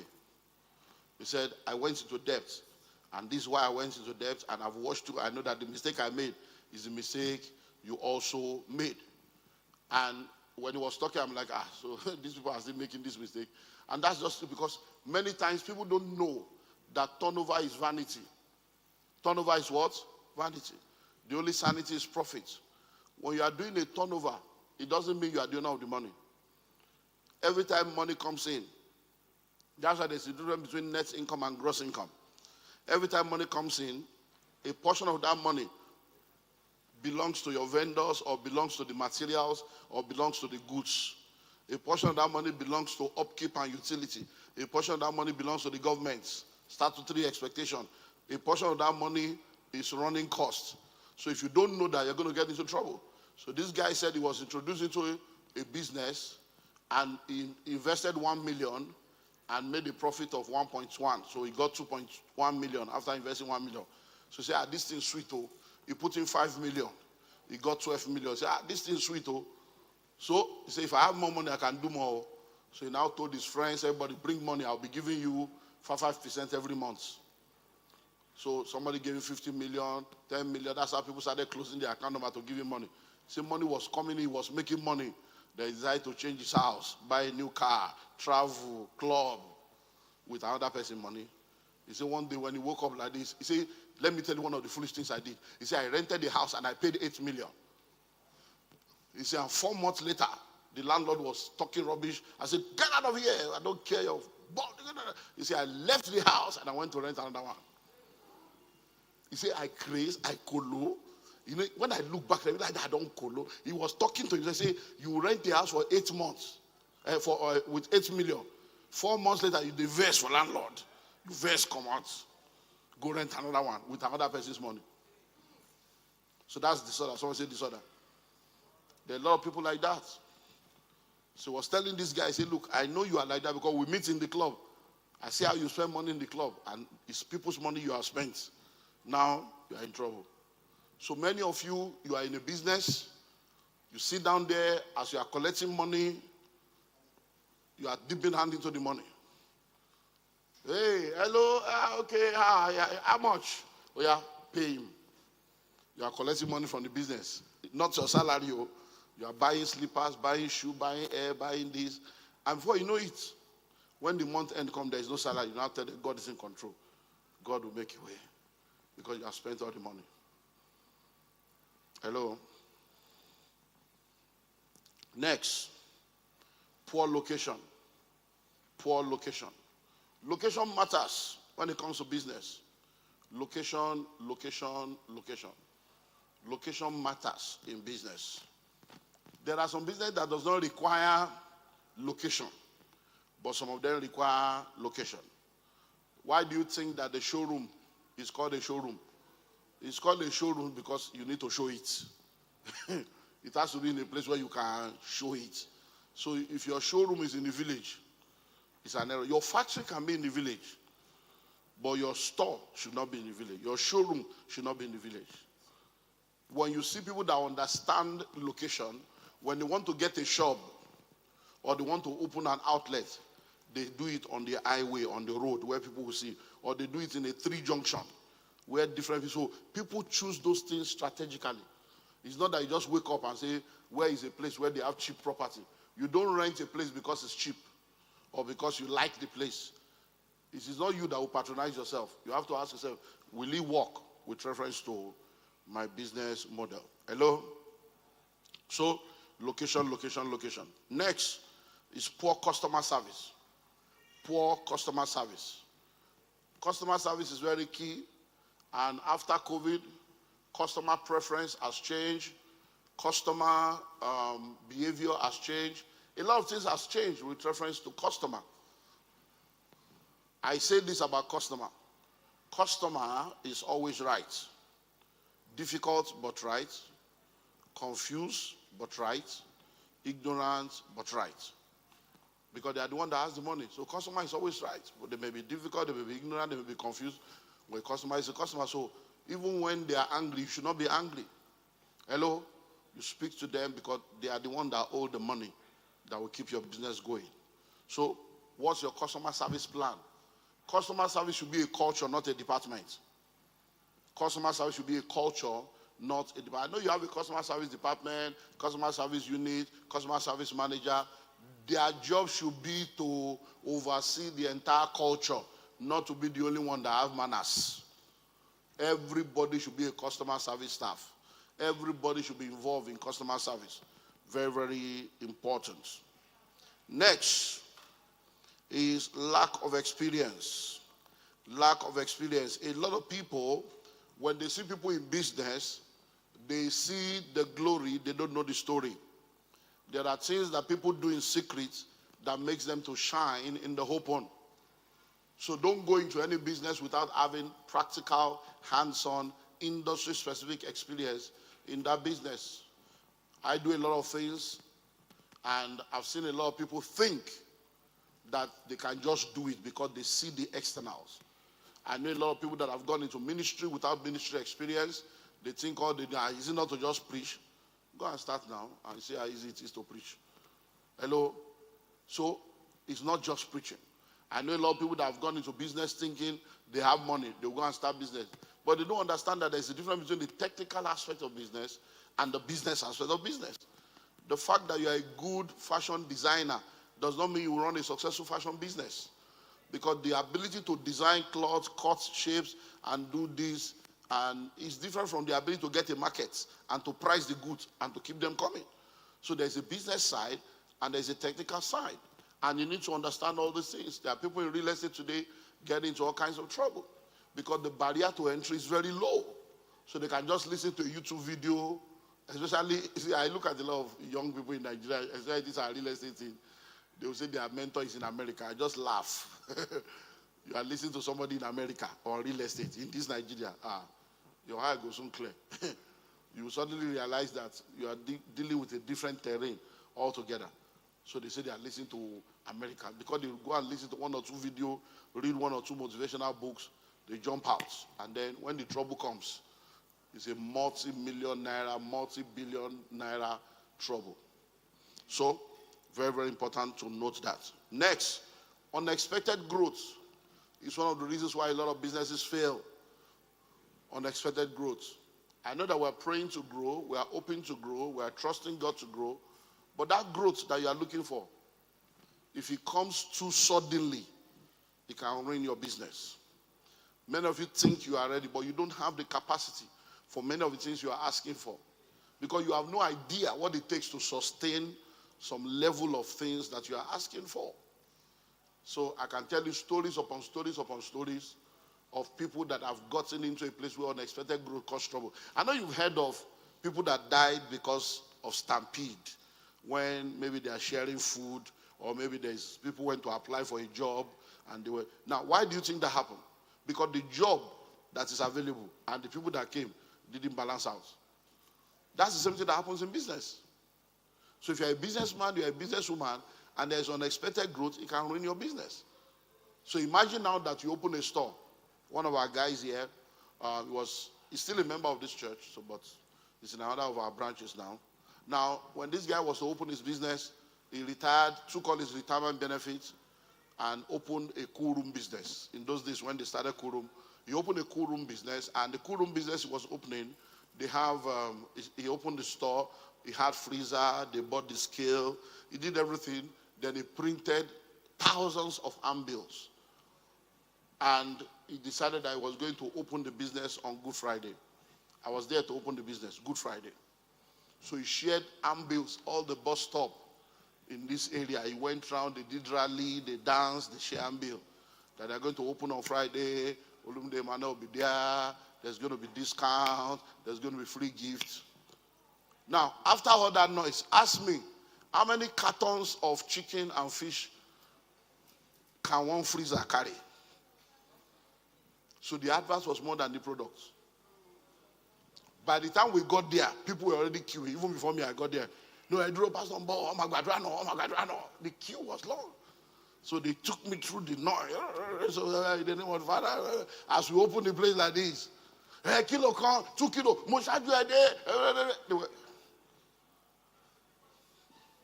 So I was still there when I hear, only got to talk, I only was serious, nonsense. They were already insulting all of us before I left there. Because the fish finished, turkey finished in less than 1 hour. And people that have been waiting could not buy. Say, hey, they are going to that lake or whatever, they are going to bring more. I was told that by the time they will come back, it was 3 hours later, people have gone by. The next day,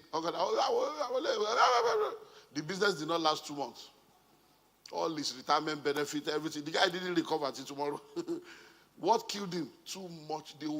He had too much customer. He couldn't. So the news spread. You know bad news. People just spread bad news. Nobody went there to buy again. It's not village people. Hello. So many of these things, you need to understand how it works. Next, insufficient capital or too much capital can destroy your business. Insufficient capital. A lot of people are saying they don't have money. I need capital. You better be happy you don't have capital. Because some people, it is the capital they had that made them to make mistake. I hope you know that when you don't have capital, if you make mistake, it's minimal. But when you have money, imagine if you make mistake without money, imagine if you had the money, you would have made mistake and lost money. So there are many things that when we look back now, like I said to you, life is lived forward, but understood backwards. When we look back now, we are grateful that we didn't have some money when we're looking for those money, because we'll have used the money to make the mistake. So don't ever think that God is unfair to you. There are many things you think you know. You think you are very powerful. It will shock you. Hello? It will what? Shock you.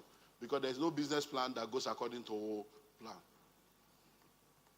So, learn that and learn it very well. So when somebody is giving you money, don't put all the money in it. Check, do your test, get the proof of concept, and be sure before you start scaling, and then you can get into trouble. Next is overinvestment in fixed assets. Overinvestment in fixed assets. I've been a part of a lot of businesses that failed personally, where I am the one that started the business and the business failed, like 6. But I've also been a part, as a pastor, you'll be going to pray. I've also been a part of people's business where we went there to pray and the business still failed. So I understand this thing. And one of them is overinvestment in fixed assets. This guy got a miracle money, people supported him, said he needed 10 million, they gave him the 10 million. So he got 10 million interest-free, free of charge, a wolf money. And the guy, the day we went to open the office, after he had spent 10 million finish, I was there. Nobody said anything to me. That's when I now said, so what's the plan? We have prayed. I said, so what's the plan? So how are you getting customer? What's the pricing of your product? He said, hey, Pastor, that's the problem. I'm looking for money now to produce. I said, you are looking for, I thought you had 10 million. I said, hey, I've rented all. I said, what has office got to do with? Oh, the baby will pray. Is it miracle? 5 loaves and 2 fishes. that you want to. So sometimes religion can ruin your life. People are just plain stupid. They will not say it's one demon, one village people. You are just a fool. How can you carry 10 million? But you show where worth any. If you had borrowed the money, will your brain not work? Because it's not so. Sometimes having too much money, free money, is not good for people. It creates enablement, entitlement, and enables people's foolishness. The business, of course, didn't last one. Even the rent you pay Koloto. Business didn't last. He went back to get a job. Hello? Personal use of business funds is another thing that causes business to fail. And I think we have discussed that already. Personal use of business funds. You start a business, you now say you are moving, you relocate to the island. Your business is on the mainland, or the business that is producing the money is on the mainland, or you say you are going to the island. You now need a car, you now need to wake up very early, you are not considering your health. So business is in Ikeja. Your office was in the, maybe Agigi or Mole, you are just 15, 20 minutes, you are in the office. That you can leave home by 8, get there by 8:30, you can close by 5, 6, 7, get home, still see your children. You now say you're a big boy, you now move to, some people say they are in Lekki, Ekpelo, Ekitilo, they are already on the other side of the river. They say that you will now be spending 4 hours to Ikeja. Some people just don't have brain. Then you now say you want to relocate your family abroad. The money is coming from Nigeria. Listen to me. If you are matured enough that you can produce money in Nigeria, you have customers, you have staff, that you can raise money to carry family to Canada, that business has greater potential than you can ever imagine. Many of them are slaving away in Canada now, slaving away in America, slaving away everywhere. Left the business that's producing the money. I see the funniest thing. Oh, you will lose the money, lose the business, lose the marriage, lose your peace, and may you not end up losing the children. And it's not a prophecy. These are things we're already seeing. If I give you the mathematics of relocation, you will see the foolishness in it for many people. Anything that separates father and mother, and you have 2 homes, you're already in error. It's not in the covenant. There is no anybody that tells you that is working for them, they are lying to you. Where family is in one place, you are in one place, it's not working. It's a lie. They are just packaging it. Then for you to now do that, when I do the calculation, you need an average of 250 million naira per annum. If I explain it to you, you'll be shocked. I don't have enough time to offload that. 250 million per annum. So let me just give you a little mathematics. So your husband, wife, and 2 children. So say you are relocating. So maybe your wife wants to go to school. So you go to school. Average fee, $11,000. So $11,000 year 1, $11,000 year 2. Then most likely, because there's children, she really cannot do that. So she's working. She cannot work more than a particular number of hours, 20 hours a week. The money that is coming not going to work. In an average 1 bedroom, 2 bedroom in Canada, every month is between $2,000 to $3,000 per month. That's not utility. If you buy a car, that's another minimum of $15,000 to $30,000. Then you pay car notes, you pay lights, you pay gas, you pay water, electricity, everything. By the time you look at what you'll be spending every month, an average family of 4, you need an average of between $6,000 to $10,000 per month.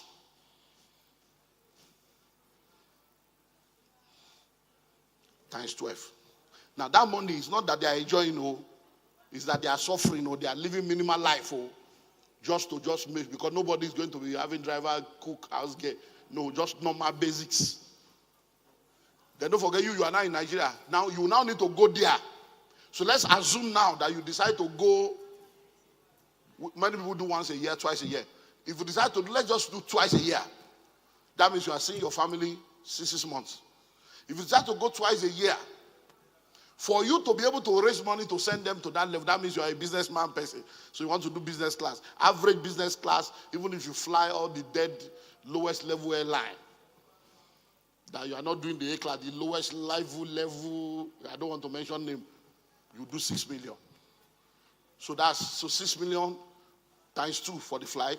Every other thing you will spend, then you will now go and do an average of 2 weeks or 3 weeks.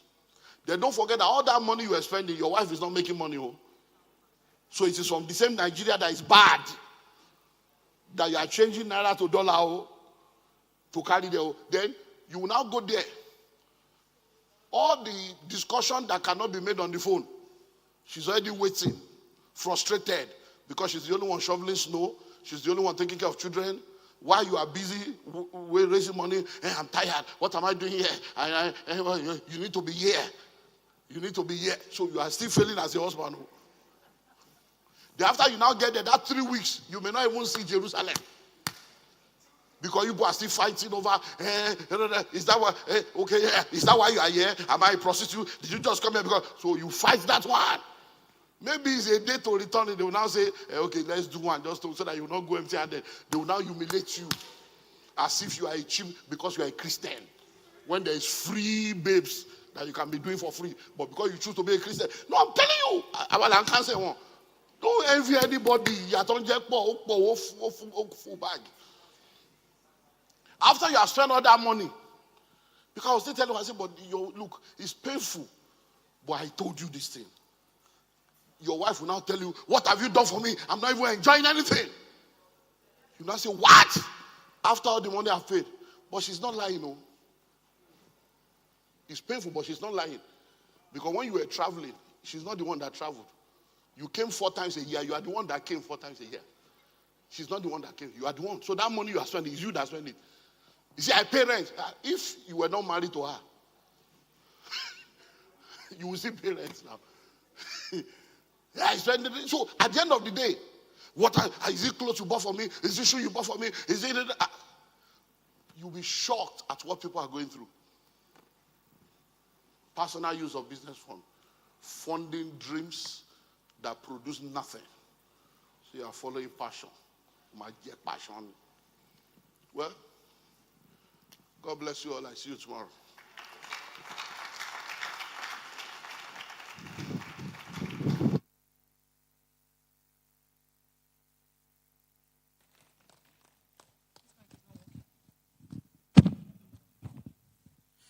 I believe that clap can be a lot louder.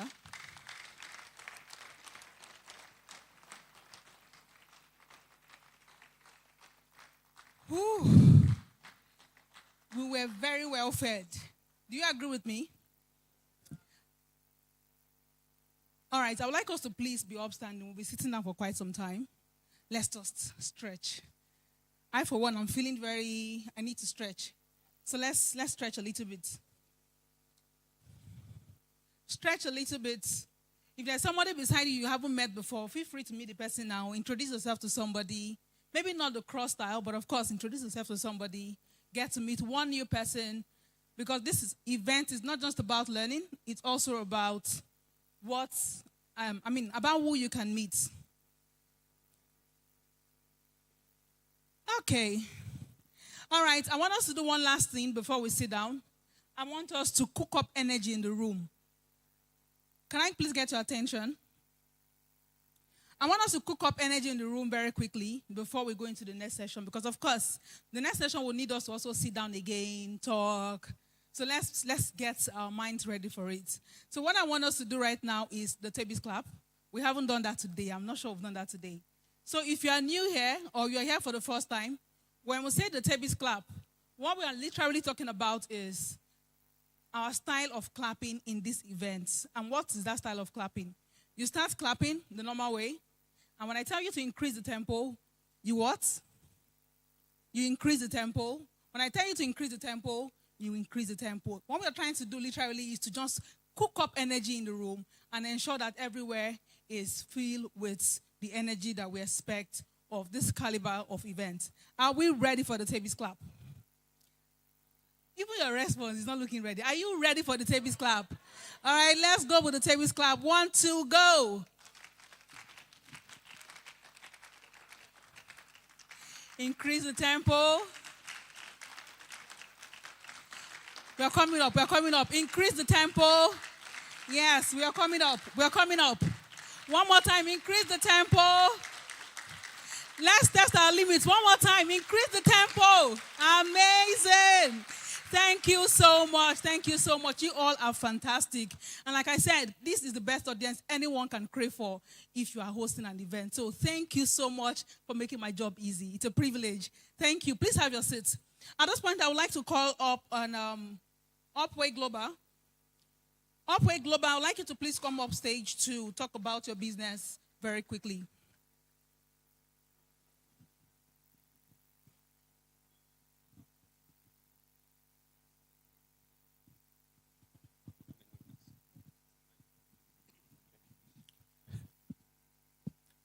Good afternoon, everyone. Sorry, I went the afternoon and the morning. All right, good afternoon, everyone. All right, my name is Austin Oladejo. I'm the founder and CEO of Upway Global Investment Limited. But first, let me appreciate the organizers of CAPSA. You know, they've done a great job. Please let me celebrate them. So, fortunately, I'm a member of this church, and over the last 8 years, I've benefited a lot from CAPSA. From the training, and today we are here standing and to showcase our brand. Please, once again, let me celebrate CAPSA. All right. So, Upway Global Investment Limited, we are people empowerment and enterprise development company with focus on real estate brokerage. Real estate is a platform that anybody can come in, either as a developer, a realtor, and many other things. So we choose to be a brokerage. Few years ago, I started as a realtor in real estate, and fortunately, one of my guys here, Mr. Wisdom Ezekiel, I started with pertinence. I was trained there, and I made money. And along the line, I find a way, to help other people to start their own journey into real estate. After I made some money, I saw a lot of people who invited me to come and train them, to become a realtor.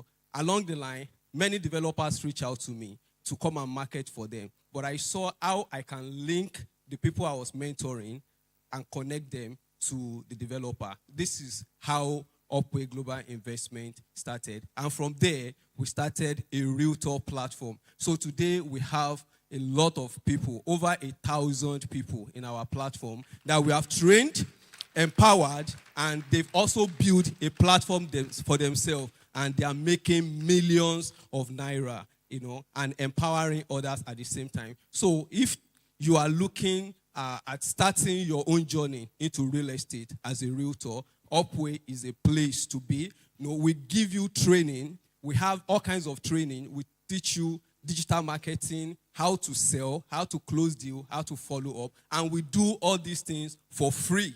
So this is our stand. You can reach out to any of our realtors. They will take you through all the necessary things that you need to do. Thank you. God bless you. Thank you so much. Please put your hands together for Upway Global. Thank you very much. All right, so we're going to have Adure come up. But while Adure is coming up, I'd like you to please, if you have questions, put down your questions. If you would want to do that in person, we would need you to come outside, and then we can proceed with this thing. Please put your hands together for Adure. Adure. I was going to ask your name. Good afternoon, my potential customers. I'm so excited to be here this morning. My name is Blessing. I'm a representative from Adure Collections. So Adure Collections specializes in African prints and also English prints. So we have Kampala, we have Adire, which is also called tie and dye. We have also Ankara fabrics. We have them in different styles. We have them in cargo pants. We have them in boo-boo gowns. And we also have them in two-piece outfits like you can see here. These are our products. We have them in boo-boo, like I said. We have them in Adire, which is also tie and dye polo. We have them in pants, and they are so lovely. I'm sure that you can testify from what you're obviously seeing here. Do I have a witness? All right, so we're located just by the end. When you come into the building, by the left, like one booth away from the first one, you find us there. We look forward to your patronage. You can find us on Instagram at Adure Collections. We're also operational in Lagos, Nigeria, and also in Canada. Just in case you have family members and friends in Canada, you can refer us, and we will definitely have something, for you as a referral. We look forward to your patronage. We'll be here all through till Sunday, and we have them at discounted prices. And I also like to say that I know that a lot of people here always feel like the people inside here, because we are premium, our things are very expensive. So sometimes you are even scared to come in. Please don't be afraid. You can see the way I'm smiling. So I'll be pleased to welcome you. I'll be looking forward to, meeting you. Pricing is free, like we always say. So don't be afraid to come in and, make inquiries and price. And I would like to say, don't just wear clothes. Wear Adure. Adure is one of the best in Lagos and beyond. Thank you so much. I know you can do a lot better than that. Don't just wear clothes, wear Adure. Thank you so much. Right about now, we're bringing up on stage the first speaker, Mr. Wisdom Ezekiel, for the panel session. Please put your hands together for him. Is that how you clap for our speaker?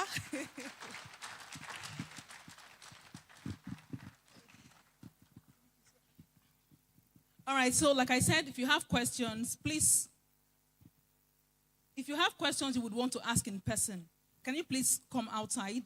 And if you have your questions written down, I would like you to give your questions to the guy standing. Please, you can reach out to him with your questions if you want to ask it written. But if you would like to ask in person, please come outside so we can proceed with the panel session. Thank you very much. So while we get that sorted, I have a question, sir, just to kickstart this conversation. I actually thought Dr. Olumide would be here, so the question would have been one for you, one for him, but I believe you can answer both questions.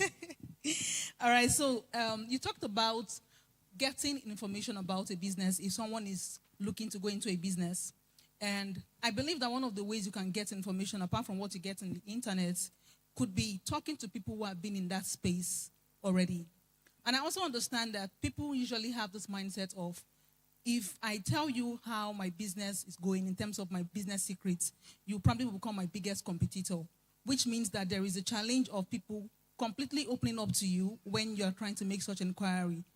But you need information from them because they have been in that space, they have seen the struggle, they have seen the ups and downs. How do you get information in your data collection from people who have been in a particular industry that you're trying to go into? Okay, thank you very much. And I'm wearing a very big shoe, trying to answer questions for myself and for Dr. Olumide Emmanuel. Please pity me in your question asking. Anyone I cannot answer, I will go and do research and come back to you. All right. So I think one of the major things that people pay very little attention to in this day and time is apprenticeship. I am an apprentice. I've been an apprentice for like 30 years. So my first apprenticeship journey was when I came to Lagos at the age of 14. I came to serve my master in the electrical parts business. And I did 5 years of that business, and before I left. Second apprenticeship was Dr. Olumide Emmanuel, when, as a member of this church, started being a part of his business, selling for him, doing a number of things. And over the years, we've come to learn a number of things. So people played down on apprenticeship, and that's why there are information that I can't even share with you because our discussion may not even get to that extent. But if you are an apprentice and you have stayed within that business for a long time, you would have known a lot of trade secrets that when you start your own company, it will be easy to implement them. So people don't like to be apprentices. They just want to go and start. The world is waiting for me. I cannot serve anybody. I cannot come and work for anybody. Well, that's why things are not working for most people. But if you settle down, you want to start this business, take a year. Say, I want to go and work for the person. there are many informations that will be open to you free of charge without you even, asking, free of charge. There was a lady that worked with me.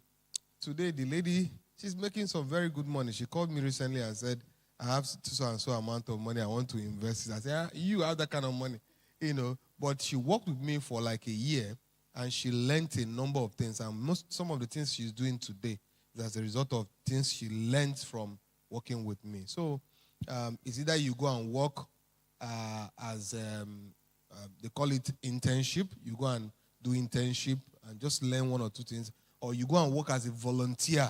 Say, I'm coming to volunteer, 6 months volunteering, no pay. There's nobody you will tell that you want to come and volunteer with no pay and they will not accept you. The way I am now, if you want to come and volunteer and you have the kind of skill set that I need, sharp, I will detail you.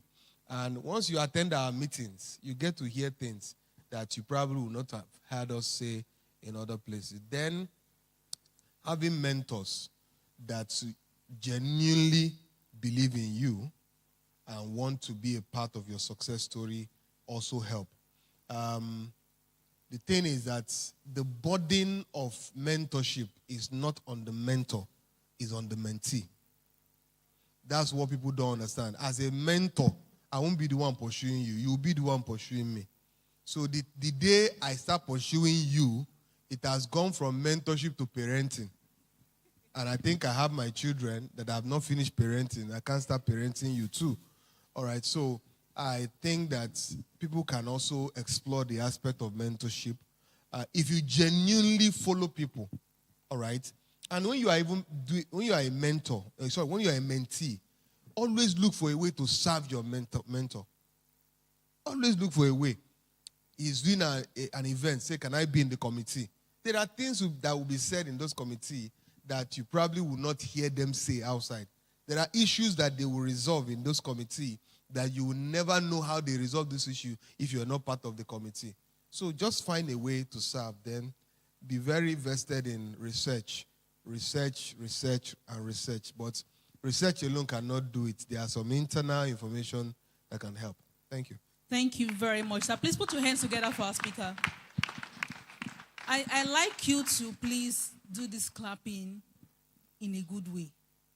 These things he has said, they are golden. Please put your hands together for our speaker. Thank you very much. All right, so we would allow for the person who would want to ask in person to ask. Good afternoon, sir.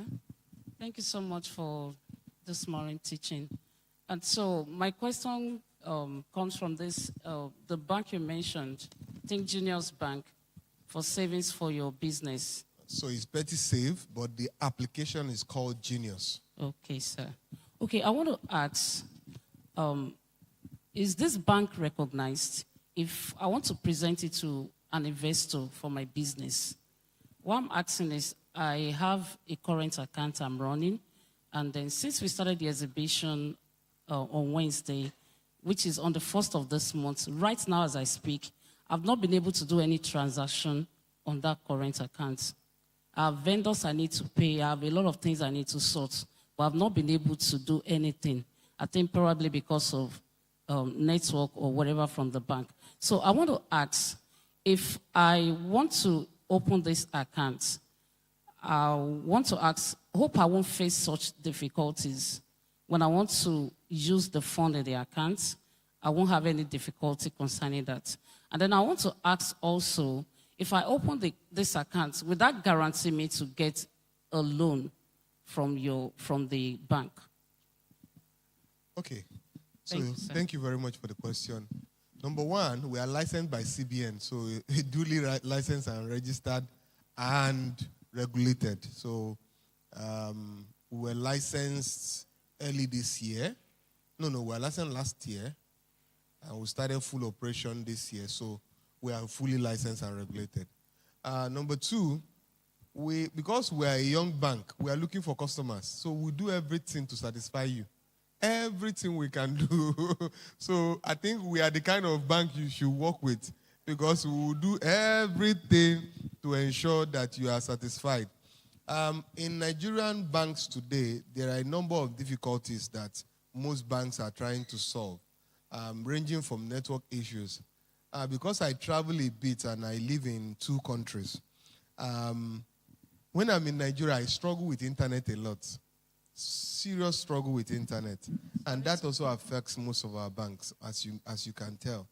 I used to say we don't have internet in Nigeria, but we do have internet, maybe not good internet anyway. Because abroad, my network provider gives me 15 gig every month. I have never exhausted it. But in Nigeria, when I recharge 30 gig, in less than 2 weeks, I'm done. And I'm wondering, is the gig different from different countries? You know, so I have to do internet. I have internet in my office, internet in my house, internet everywhere. The remaining place I need to have internet now is in my car. Just install one Starlink there and be using. So sometimes it's like that, but we'll need to get to know what challenge you are having, and we are a personal, direct banker, so we will attend to your need personally. Then guarantee for loan. Well, I can't say yes, I can't say no, because when it comes to loan, we need to show us your track record, what you want to do. We need to do evaluation before we can give you loan. Any financial institution that just gives you loan straightforward, when they want to collect that loan, they will also collect it straightforward. And you know what people have done with such kind of loan. So for us, we want to ensure that we are working with you in your business. One of the things I will advise for most business people, don't ask for loan when you need the loan. Ask for the loan before you need the loan. So what I mean is, from the word go, as you are registering your business, start preparing for when you will need the loan. So start putting your books together, right? Start creating relationship with your bankers. Start doing a whole lot of things. You know, this one is not a master class for how to prepare for getting loan, but it's part of the things you need to learn so that you can build your business. So that any bank that gets in contact with you will know you are qualified to get loan, because it's not very simple to give loan, because the simpler it is to give, the more difficult it is to recover. But you can be guaranteed that if you meet the criteria, you will be granted loan. Thank you. Thank you very much, sir. Please put your hands together for our speaker. Okay, so before we get the next person to ask his question, I have a written question here. And this is also to remind anyone who still has 1 or 2 questions that you would like to write down. Please write it down and pass it across to Mr. Gabriel or Mr. Kayode, the person waving his hand. If you still also want to join those around the queue, please feel free to come around. So this question says, is it only the real estate sector that you can do empowerment for? Okay, is that my question or Upway question? So Upway is our guy. You know, you guys try and be a part of what he's doing. He's a great guy. So you can see, part of our mentees. Yeah, clap for us. We have done well. In my last count, we should have guys like him, not less than 100, that are now doing business seriously. When we started doing the business, we said we wanted to raise 100 millionaires. But right now, we are no longer raising millionaires. We are now raising billionaires, people who are doing businesses in billions. You know, so, and he is one of our testimony. And I would like you guys to deal with him. So he does empowerment. Whatever you can attend to do with him, do with him. So when it comes to empowerment, empowerment is all round. Even God said, I will give you power to make wealth. That's empowerment. God empowering you. So it's not just limited to real estate. Anything can be an empowerment. Farming can be a tool for empowerment. Education can be a tool for empowerment. Financial services, tool for empowerment. You know, church is a tool for empowerment. You know, everything you can put together, as long as it can deliver value to people, then it's a tool of empowerment. Thank you very much, sir. So let's take one of the questions we have here. Thank you, sir. I appreciate you. I never knew it happened to you too. I thought it was only my phone. I've never finished 15 gigs elsewhere. But since I came for 2 weeks, I have used 50. and he's just running. So he's well. I want to ask you, what has been the most difficult time for you and your team in pettiness? The most difficult moment, and how were you able to manage and overcome? And that is one. And two, what advice will you give to someone or people that are in some certain businesses that really like promising, but have never really been delivering dividends after a year, 2 or 3 or 4? So what can you tell such a person? And using any other, you understand, Facebook, we say after that. So what can you tell them? All right, thank you very much, sir. To say most difficult is very hard to determine which one is most difficult, but I can tell you that in the 13, 14 years of doing business with pertinence, we have had series of difficult situations. As I speak to you now, we still have difficult situations, all right? Difficult situation will always come. If you're a Christian, you know the Bible says that you will face persecution, perilous times will come, you will have a lot of challenges. So the reason you are made for that business is that you are the one that will solve those challenges. So how do they know a general? Is somebody who has gone for many battles and you have won and come back. That's what makes you a general. So for me, rather than looking for the most difficult challenges, prepare yourself for all kinds of challenges because they will come. They will come in different packages. I told you of a business. That business is still making billions every year. The business I said that we're having trouble is making billions every year, but yet its trouble is in multiple billions. All right? But we are here. We are still solving it. As we speak now, we will have some cases that are in court cases, police cases, EFCC cases. It's there. It's part of the package of the business. All right. If you run away from it, you would have run away from greatness. Greatness is in trial. When you are tested and tried, people can now trust you. When an investor wants to invest in you, he's looking at how are you able to combat problems. Are you able to mitigate all the challenges that come to you as a business? So you keep thriving. So for somebody who have been doing business, that's the second question, and the business has not really started yielding. My brother, failure is part of success. I can tell you things that have worked, but if I open books of things that have not worked, they are far more than the things that have worked. The only good thing is that once one works, it has the capacity to write off many that did not work. So when you see people say, my business is doing well, go and check. There are some that they have done that didn't do well. So what do I advise you? Stay put. Continue to re-engineer. We did business model today. Look at your business model. Is it really functional? Is it really working well? If it's not working, what can you tweak? What adjustment can you make? What system can you introduce? And keep re-engineering the business. Eventually, it will happen one day. There was one time one of our very top realtors now came to me some years ago and said, she has done everything we have been teaching her, and yes, she has not made the sales. I said, have you done this one? She said, yeah. Have you done that one? She said, have you done this? He said, Mr. Wisdom, I have done everything more than what you have taught me. I said, okay, if that's the case, keep doing it. I said, just keep doing it. I said, once your heaven is full, it will pour down. When her heaven started pouring down, Dubai first year, Dubai second year, Dubai third year, 4 times back to back, she was going to Dubai. Who are the people that go to Dubai, all expense paid with us? There are people who are top performers she went to Dubai, she collected 2 cars, all right, as productivity bonus. But before then, she was just investing in her heavens. Just appear, show up, all right? I like the verse of scripture that said, knock and it shall be opened unto you. Seek and you will find. Seek and you will find. Knock, the door shall be opened. Ask and it shall be given unto you. Now, if you go to the Amplify, he said, he that knocks and keeps knocking.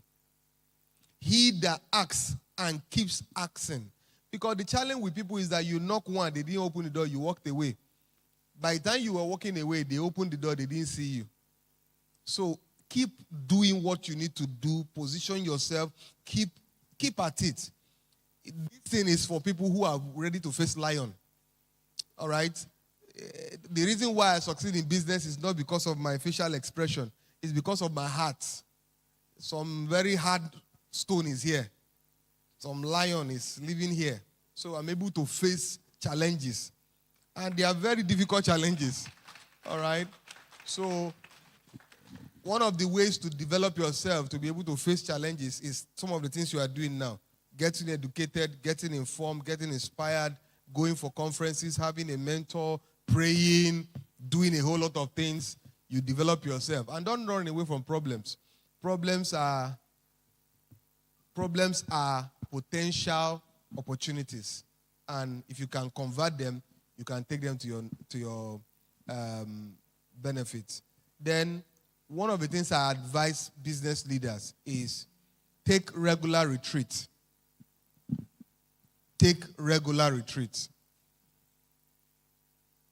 When I am overwhelmed, that's what I do. I just lock myself up. I don't want to see anybody. Take a book, take water, do some prayers, do some reading, sleep. That's what I do. And when I come back, I'm refreshed and refired.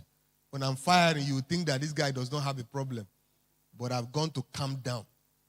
So take some retreats and it can help. Thank you very much. So please put your hands together.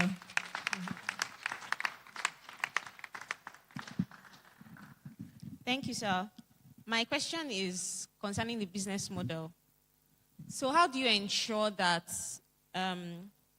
regulatory risk doesn't shake your business model, government policies and stuff like that? So do you build the model with that in mind? Or does it, or after you've built it, does the policies come, regulations come and then they affect and then you have to start again? And you also mentioned that in pettiness, you always review your business models and tweak and change. So what if you have started to do some key activities in the business according to the, does it mean that you now change what you've been doing to fit the new model that you have done? And if that's the case, won't it affect the processes, the day-to-day activities of the business? Okay, thank you very much. Regulatory compliance is very, very important, especially when you are in a regulated business. If you are in banking, for instance, or you are in financial services, these are regulated businesses, and you have to report to the regulatory authorities. So even when you are tweaking your business model, you have to ensure that you take into consideration regulatory standards, or else you may be sanctioned. So there are different kinds of sanctions. There are some that when you look at the sanction, say, don't worry, let them sanction me. You know, that kind of a thing. All right, and you implement it. But if they sanction you too much, they can revoke your license. So I think that every time you are tweaking it, always consider regulatory, responsibilities. Then one of the things I can advise that you also look at is look at how to be wrong and be right at the same time. So what I mean is, for every regulatory policy, there is a loophole. So you can stand on the loophole and be right. All right? But just be sure that you are right. Because the regulator, when they come, they will be the one to determine whether you are right or wrong. But let it be that you have something to prove that you were right. Maybe an example that I will say, is maybe the regulatory body says, okay, you cannot borrow somebody money more than 5 million per time. All right, I'm just giving an example. And somebody is coming and asking for 10 million. All right, then you need to look at how do you give the person 10 million without giving the person 10 million. How do you give the person 5 million, maybe doing it twice? You know, those are the things you can do. Yes, you have still given the person 10 million, but in terms of reporting, it's not showing that you gave the person 10 million. You get what I'm saying? That's more like you are complying with regulation, but in a way. But let me tell you something. I'm not the one that advises you to do that. All right? Because the regulator is the one that will determine whether you have fallen short or you have or you have not fallen short. So it's always the best to comply with regulatory standard, because you never can tell where it will come from. It's best to comply. Tweaking our system in pertinence, and how sometimes you have set some things in motion and you have to tweak your business model. The thing is that for you to tweak your business model, it means that there's something you have discovered that wasn't working. Or there's something you discovered that is working, but to optimize it, you needed to introduce a better model. So that's why we will tweak it. But if it is working and it's okay, then there's no need to tweak it as much. All right? So if there are things that we have put in motion that tweaking the business model will affect it, we need to weigh the pros and cons to say, okay, if we tweak it, will it give us better outcome? Yes, we'll suffer a little now, but it will give us better outcome. Let me give you an instance. Between last year and this year, we have not done much of opening of new estate locations. We didn't do much of that, all right? What we did was more of consolidating on the ones we have. And the challenge with that is that people are always looking for something new to sell. Once they have sold one particular location for 3 months, they are fed up. They are looking for something new. And that's what we kept doing. And that has resulted to we having a lot of estates that are not fully developed the way we want them to develop. So we now decided that let's tweak this model. We want to concentrate on selling and developing the ones that we have. And by so doing, we have not opened a lot of locations. And people are coming to ask us, when are you opening new location? When are you opening this new location? We say, no, we are focusing on the ones who have opened to develop it to full capacity so that we have. Now, the adverse effect of that is that for people who are looking for new location, you probably you will lose them. But for people who are willing to stay with you, one of the things they will enjoy is that they will enjoy locations that are fully developed. And you too, you can be proud of yourself that you have done a fully developed estate, and that can give you leverage, to do even much more. So tweaking that helped us a lot, because as I am here now, we would have done well over 100 estates. Plenty, some of them, different places. And sometimes it can be tiring. Even to manage over 100 estates can be every month, if you see the amount we pay in security, you are paying security, both the normal security guards and the police security. You are paying a lot. We pay millions of naira in just securing those land. And when you tell a customer that I've been securing this land for the last 5 years, this is your security levy, you say, Laila, I will not pay. Is it not an estate? People say you are an estate and you call yourself a pastor. But I've been securing, paying. In fact, there was one I approved recently. I was like, when will we stop paying this money? There's a particular guy in one of our estates that is our security person. The guy, we pay him for doing nothing. Just pay him for the day he will need to do something. You are just paying him for the day he will need to do something. And sometimes those kind of days come when somebody will just enter your estate and start doing fence. That's the day when I say, yeah, okay, go and check. There's something is happening there. Or he will be the one to even call our attention to it. So in remodeling your business model, you need to look at, is this something that is no longer working you want to retweak? Is this something you want to do now to help you perform better in the future, that can save you money in the future or make you more money in the future? But if it's not anything, if it's working and everything is fine, why not? You carry on with your business model. Thank you very much, sir. All right, so we have one last written question here. This person says, please, where is your bank located? And when I do a target savings, how much interest or percentage do I get on my savings? Okay, so our bank is located in Akwonjo, but we are online. So it means that we are global. All right, you can access us anywhere in the world. So it's either you download the Genius app. If you go on your Google Play Store or Apple Store, you type in Genius by PettySave. you will get it. We have both the one for business, PettySave for business, and PettySave for Genius for business and Genius for individuals. So you'll be able to download it. Now, when it comes to the percentage interest, it varies, all right, from business to individuals. But it's maybe between 5 to 10%, as the case may be, the interest that is paid on your target savings. But when you are onboarding, it will have shown you the interest level that you are, depending on whether you are a business or you are an individual. So that's what but that particular application is one that we are building. So we are building more like an Amazon for Africa, all right, inside the Genius. Because in Genius, you can onboard your business.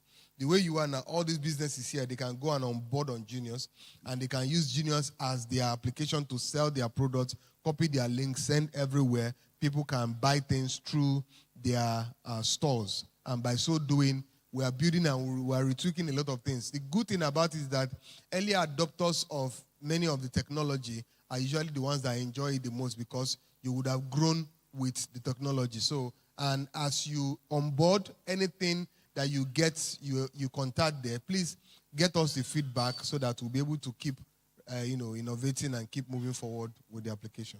Thank you very much. Thank you very much, sir. I have a last question. This question would have been for Dr. Olumide, but I'm very sure you can do justice to this. So during the session, okay, sir. All right. So during the session, he said that one shouldn't go into business with a survivor mindset. However, I want to know if, in a way, this survivor mindset can turn into a fuel that can help a business. So, say for instance, you think because you need to survive, this business needs to survive. Is there something? Is this something that can be turned into a fuel to help a business survive eventually? Okay, so once you have made that twist from because I need to survive, this business will need to survive, you have changed from survival mentality to vision mentality. So what I usually advise is, because I know people need to survive, you are doing a business, you are trying to follow the business model, you are trying to ensure that you follow the business system and all of that, all the things that we have taught you, you are trying to ensure that you are doing business right. But you need money to survive, all right? So I usually will advise that you have what we call side hustle. That's the survival kind of things you are doing. But why you are making money from your side hustle is to ensure that you invest into your business. Because that business is the one you have vision for. All right? People enter business for different reasons. Some people enter business because there are people who, they don't do business, they are not okay. Someone like me, if I'm not in business, I can't be okay. All right? Somebody asked me a question while I was away. He said, how much can we pay you for you to sit down and not go back to Nigeria? I said, I don't even know the amount. Because I can't sit down. I can't see myself sitting down. No matter the amount you pay me, I will still be growing up and down. Somebody asked me that, what if they employ me, I get a very good job? I said, me. I said, I will be controlling the boss. I will be controlling the owner of the business, because I won't be thinking like somebody they are paying salary that need to just submit to boss. I will be controlling him and say, sir, that's not the way they do things. This is how you need to do it. And all of that. So that's why I cannot sit down. So for me, for people who are like that, they might need to have some side hustle. For instance, you are here now, you want to be a realtor. That can be a side hustle. Realtor business may not be your main business. Your main business might be in the tech space. While you are doing your tech business, structuring it, doing everything, you can have a side hustle that, you are using to survive, and you are also getting some small money to support your business. So that's the way I will advise someone to go about that. But you see that survivor mentality that I must survive, then this business must survive. You have gone beyond survivor. You have now transferred that survivor to business survivor. And once you transfer that, you have left the survivor level. It means that, see, I will do everything within my power to ensure that this business succeeds. Let me tell you a small story. I usually tell this story in most of my presentation. When we started our business in pertinence, every day I was going to the office. In fact, one of the things we pride ourselves those days is that we are the first to open the office in that small plaza where we are, and the last people to close. It happened like that for years. For like 2-3 years, we were like that. All right? Now, every day I'm going to work, I'll look for one small money, give to my wife to cook, and all of that. One day, we left church. It was here. I was sitting somewhere there, two of us. As we were going back home, she asked me, I said, did I hear the announcement in church? I said, what announcement is that? He said, you know that they say they need driver in church. I said, so what does that have to do with me? He said, the thing is that, I know you are doing business, all right? But I just need something regular. Something I can bank on. That even if it is 5,000, I'm getting every month. I will know that it's 5,000. I can plan with it. But this one that you are going to today, 150, tomorrow 200, how will I be able to plan with that? That if you get that job now, you'll still be doing your business, but you'll be doing the job, they will be paying you salary, then you can give me something that I can bank on. I got angry. For the first time, I raised my voice. I said, never! Don't do that! Because before then, I had served, I have worked, I have done all that I needed to do. Now I'm focusing on my business. You see, that was when I switched from personal survival to business survival. The business must succeed. Even my wife could not talk me out of it. Are you getting what I'm saying now? So that's what Pastor Olumide was talking about. When you focus on your business and say this business must survive, it's not about personal survival, it's about business survival. Then when the business survives, you will have survived. Absolutely.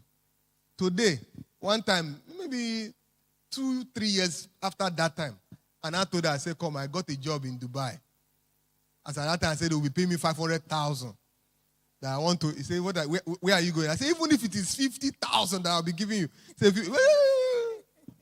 She was no longer interested in the money because she now sees that this one is working. But what made it work is that I switched from personal survival to business survival. My family suffered for it. I suffered for it. Many things around me suffered for it. But today, everybody that suffered, they are now enjoying. Please, let's put our hands together for him. Put our hands together for Mr. Wisdom Ezekiel. Thank you so much, sir. It was such an insightful panel session. Thank you for your engagement. Thank you for your questions. And I do hope that after now, everything you have heard and learned today, you can put to good use. Thank you very much. My name is Magdalene Ologun once again. Thank you very much. Thank you, everyone, for joining today's session. Before we take our leave, we have a few announcements, if you wouldn't mind. So as we're leaving this place, because you're in this auditorium, you can start with the premium exhibitors. Just go around. The lady said pricing is free. So go around, you see what you like, you buy them. And also we have an open market where you buy everything there, food stuff, everything that is there at the open market to get them at wholesales. It's just right opposite this auditorium at the Transformation Hall. Then we'll have this same session continuing tomorrow. The summit continues tomorrow at 9 a.m. And for those business owners or career people that want mentorship, that want counseling, we'll be having a counseling session from after now until 1:30. So if you're interested, please just go under the gallery. Go under the gallery and register. So we'll have the counselors come attend to you. And as I said earlier, the session continues tomorrow at 9 a.m. Please join us tomorrow. Tomorrow is Saturday. Invite as many persons as you want, as you can, and as you wish to see them grow and become the best version of themselves. Once again, thank you for joining us today, and we hope to see you tomorrow. God bless you.